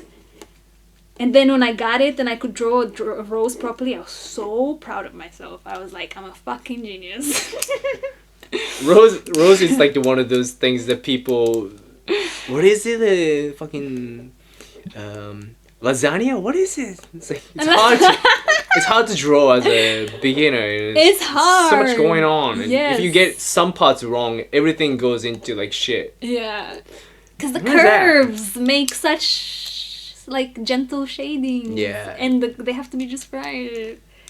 But I would draw nature, I think. I would draw birds, Interesting. flowers. That's a different approach than Yeah. because I used to draw something that I never did like the sketch or like draw something that I Okay. see. I to me it's like more about like making up stuff. Okay. But yeah, I mean that's one thing too. Because for me, it was about just looking at it like obsessively. Because I would be so intrigued by what it looks like that then I was like, let me see if I can do this Replicate. also. Yeah, on paper. And then I would thought do process it and is I interesting. see that like it doesn't look the same and I would be like, why doesn't it look the same? I And was then like you analyze. mad. Yeah, Oh. and I would analyze and be like, this not good. This needs to be a bit more like that. The angle is wrong. Like whatever.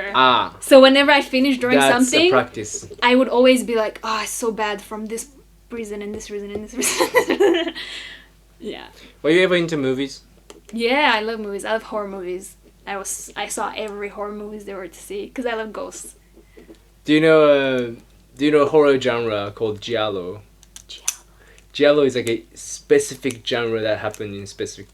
It's Italian film movement that happened in maybe like 60s, 70s, maybe No, peaked. I don't It's know. like a specific horror movies. What is it? It's typically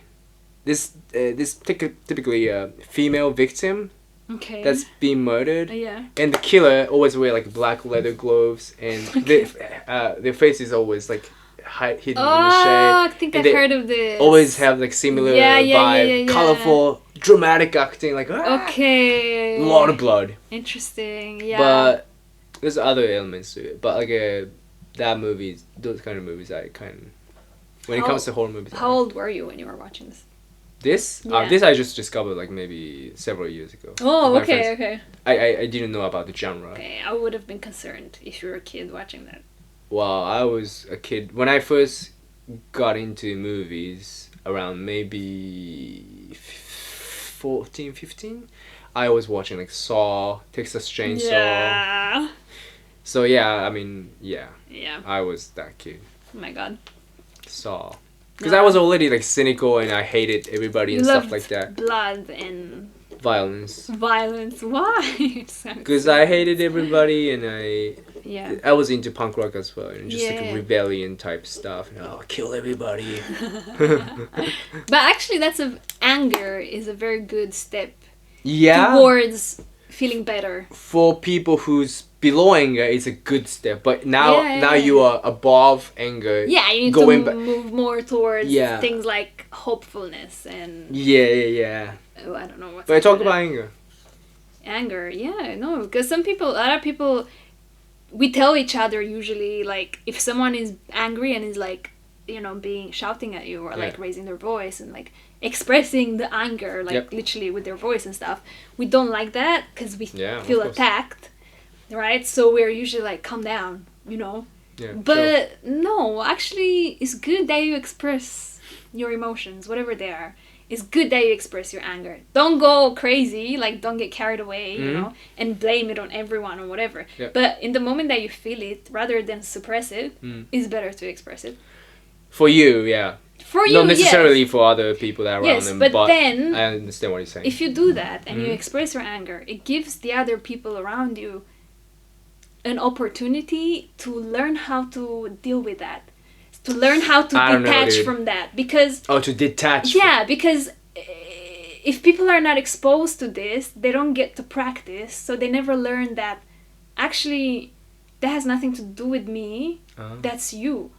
That's your That's interesting. experience right now. Yeah. It doesn't have to be mine. Like that's what you're experiencing now, and that's okay. Like I can even learn to have compassion for you. If I'm feeling better, if I'm Wow. in a better feeling place, I can like the next logical thing for me is to have compassion because I can see that you're hurting and Okay. yeah. So Never heard of that.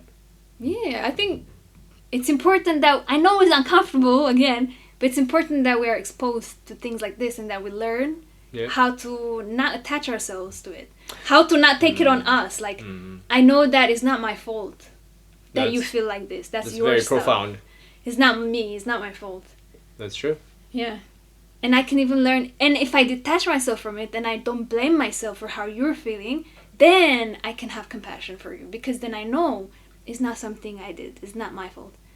And actually, I can see that you're hurting. And that's okay. And I hope you feel better. Man, if you can go to that place, that's a lot of self-growth. But I think that's like the next logical. Yeah, sure. Yeah, as we move in that direction, like that's the next logical thing. And I feel like that's something they've been like drilling in my head. The aliens. Yeah.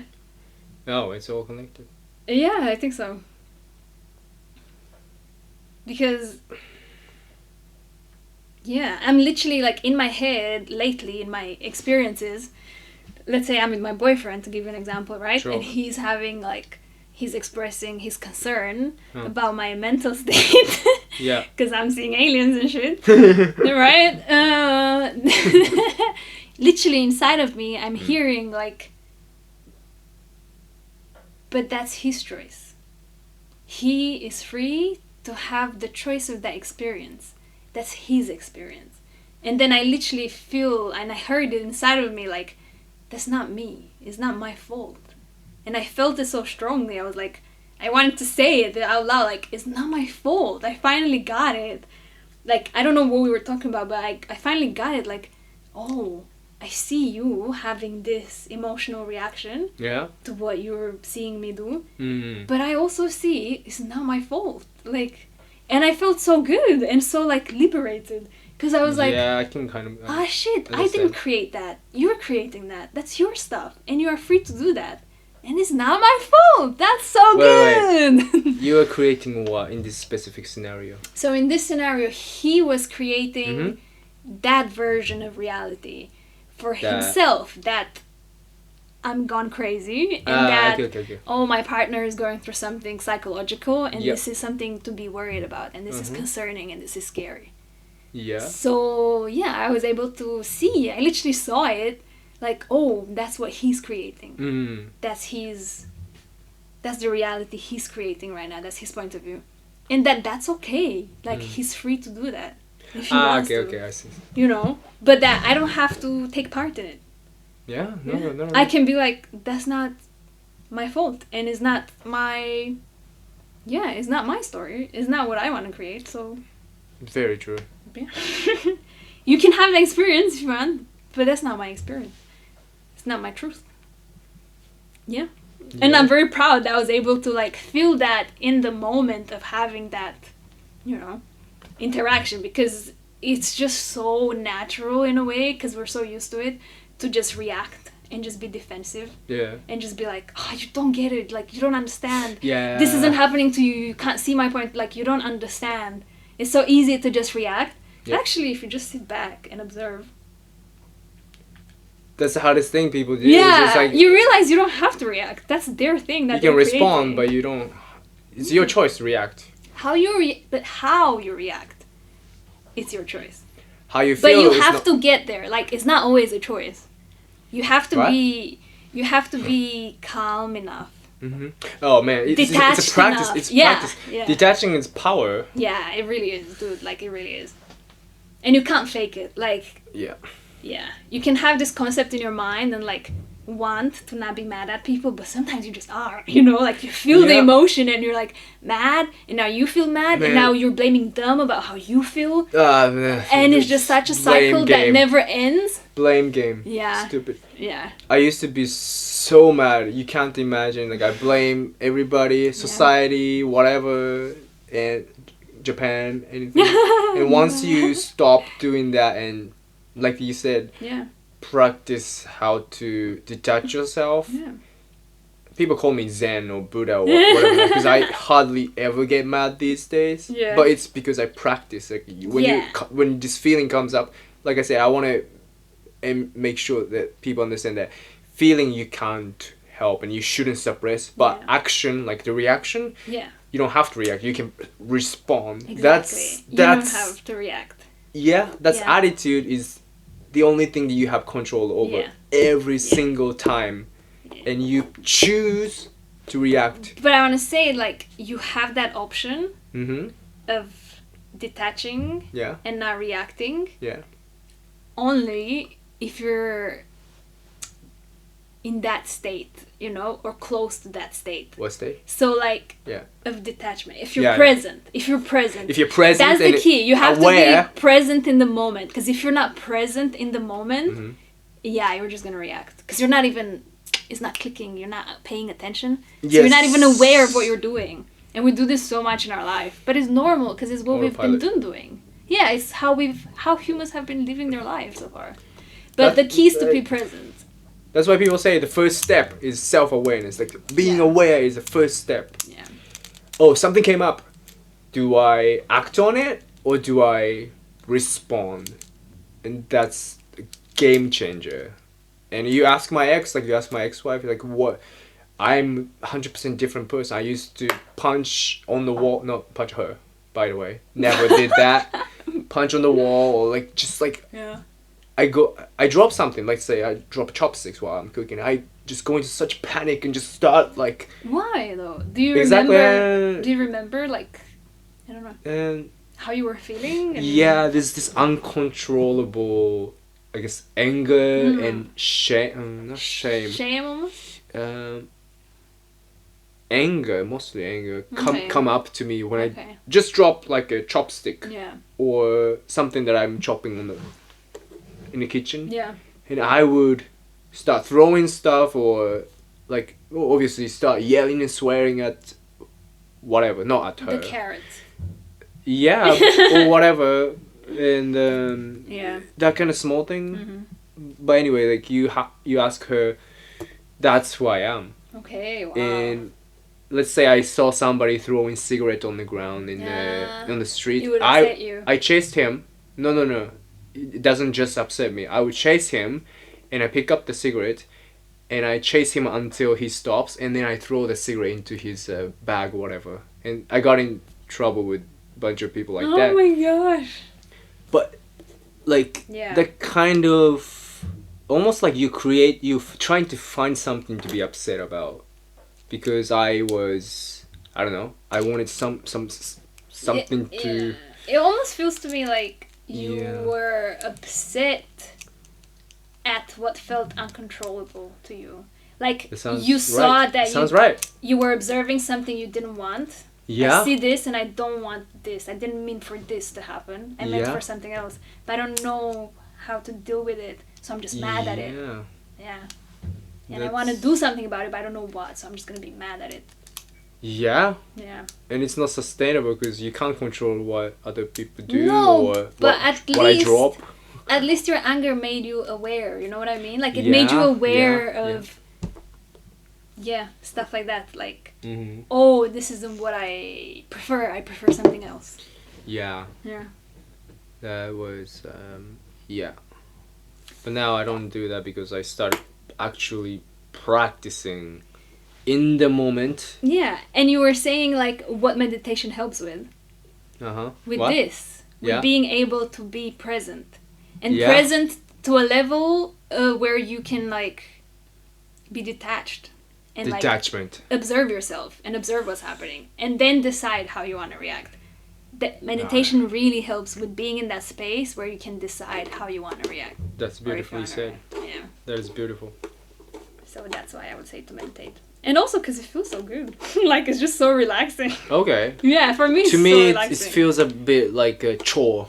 Okay. Yeah, but breath work to Yeah. me feels very good. Yeah. Breath work, like a Wim Hof, like 2 more breathings. Yeah, you know that, yeah. right? That kind of stuff feels Yeah. good. But meditation, sit down and quiet your mind. Yeah, to me it's a bit Boring. well, it's not boring. It's well, I guess it's boring too. Yeah. But it's to me it's like a work. I have to sit down. Okay. And yeah, but I don't know. Yeah. Yeah. So it's really good if you can find a way to do it where it doesn't feel like a chore. If you can find a way to do it where it feels like, oh, I would like to do this now. Yeah. You know, That would be like, great. oh, there's this exercise. I would like to do a breathing exercise now. Yeah, that would feel good. Yeah, I do breathing. Like, that's the best time to do it. When it feels like, oh, yeah, it would be a good idea to do that. Not like, oh, I have to. Because then you're making it work, and then it's not helping you. Another thing, yeah, that's true. You're making it happen. The key is, like, letting it happen. Yeah. Anyway, I think this is a good time to end the podcast. Yeah. Have you seen my phone? Oh. Yeah, there was vibrating somewhere. Oh, shit.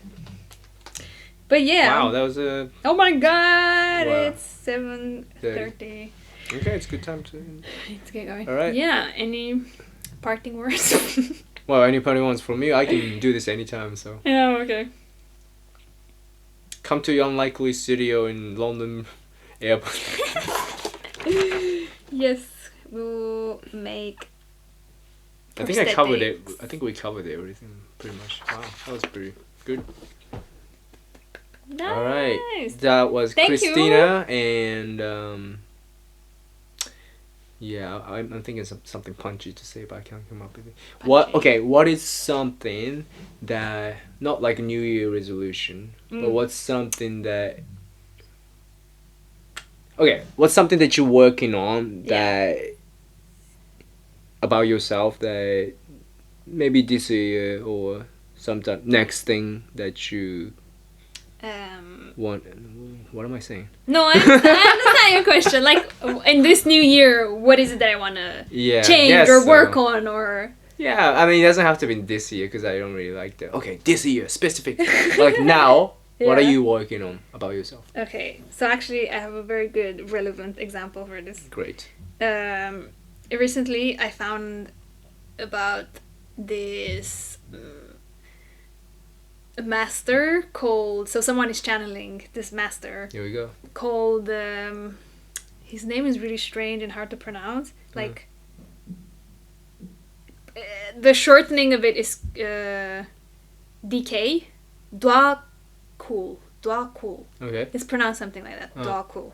Anyway, and he gives this really cool process for New Year's, if you want to do like a New Year's resolution kind of thing. Okay. Because he says ritual actually can really help you make your intention solid, because you're expressing it in a physical way. Sure. Yeah, so it like really sticks with you.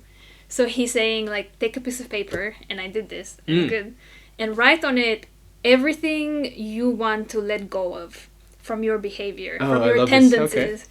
Just write down, like, anything you would like to release from your behavior. For example? Like, maybe sometimes you're impatient with people. I see. You know, and you would like to be more patient and kinder. Or maybe... Anything, huh? Or maybe sometimes you're like, can be harsh on yourself and judge yourself and be unkind to yourself. Maybe you'd like to let go of that. Stuff like that. Like any traits that you're doing that you want to let go of. Put that on the paper. Yeah. And then make it all like small. Yeah. and put it in a empty matchbox. Or maybe not empty. And then set fire to it. Right. At midnight. Yeah? Yeah. And yeah, just let that burn. And he says it's almost like having a funeral for your past self. That's awesome. Yeah. And now you can feel more easy and more free to move into the direction of who you want to be. Yeah. And that you did that? Yeah, but I still have to set fire to it. I haven't set fire? No. I keep it in a cup in my bedroom and set fire to it. How long are you keeping it? I did that last night, actually. Okay, that's not long. Because I just heard about it. And I just found out about him. And his energy is amazing. Like, I was listening... What does that mean? For me, I was listening to this and watching it because it's on YouTube, to this channeling. And when he came through, that it's a lady that channels him. Yeah. Like, oh my god, I don't know. I could just feel the energy so big. And I could see, like, a color. Like, almost like... His aura was like a reddish pink or like a crimson. Do you know the color crimson? Like a ruby kind of, almost like a deep purple but red. You know?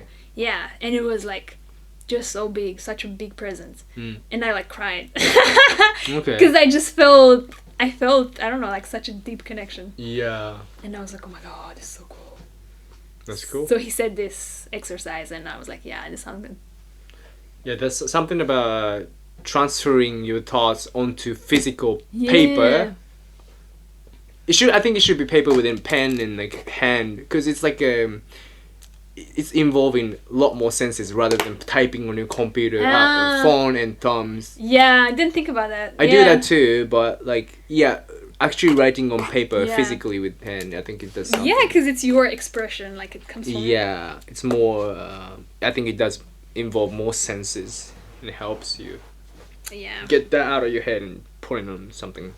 And what did I write down? I can't remember. I think I wrote like... Yeah, I'm curious about that. Actually, I think I wrote something like to be more patient with people. Because sometimes... Really? Yeah. You're not patient? In my mind, no.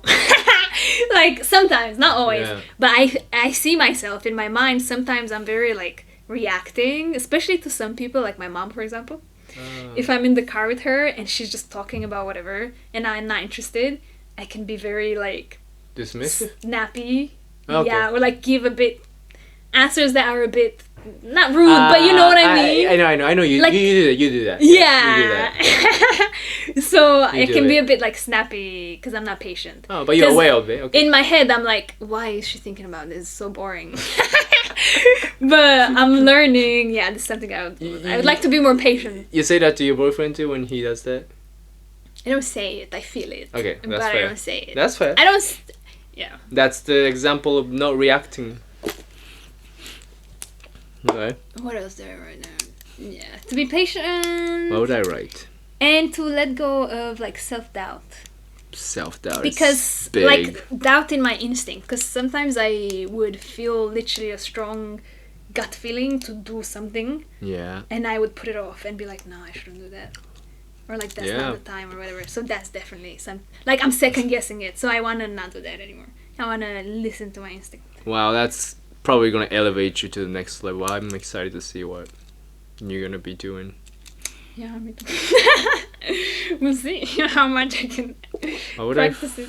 What would I write in? But I had a lot of like breakthrough last year, so even though it was the toughest year, Yeah. because you moved to London, obviously. Yeah. It's crazy. But anyway, thanks for listening to P.L.A.P.A podcast. Today's guest, P.L.A. P.L.A.P.A. P.L.A.P.A. Yeah, some people say P.L.A.P.A. P.L.A.P.A. Podcast listeners, Pretentious Assholes podcast. Wow. I feel like I want to change the name, but then I kind of set the whole brand on it already. So maybe I'm going to start a new podcast with a different theme. But yeah, thanks for listening. This was recorded on when is this? January Oh, what's the date? 22? Wow. Goddamn. Wednesday, 2025. First podcast in London. Alright, I'm going to have maybe a couple of more people on it. Yeah, In London. who knows? Maybe many more to come. Definitely, Athena's gonna be on it for sure. Because we're working on music releasing. I'm not gonna talk about it, but alright. There you go. See you. Bye bye. Thanks for you. listening. Bye. No.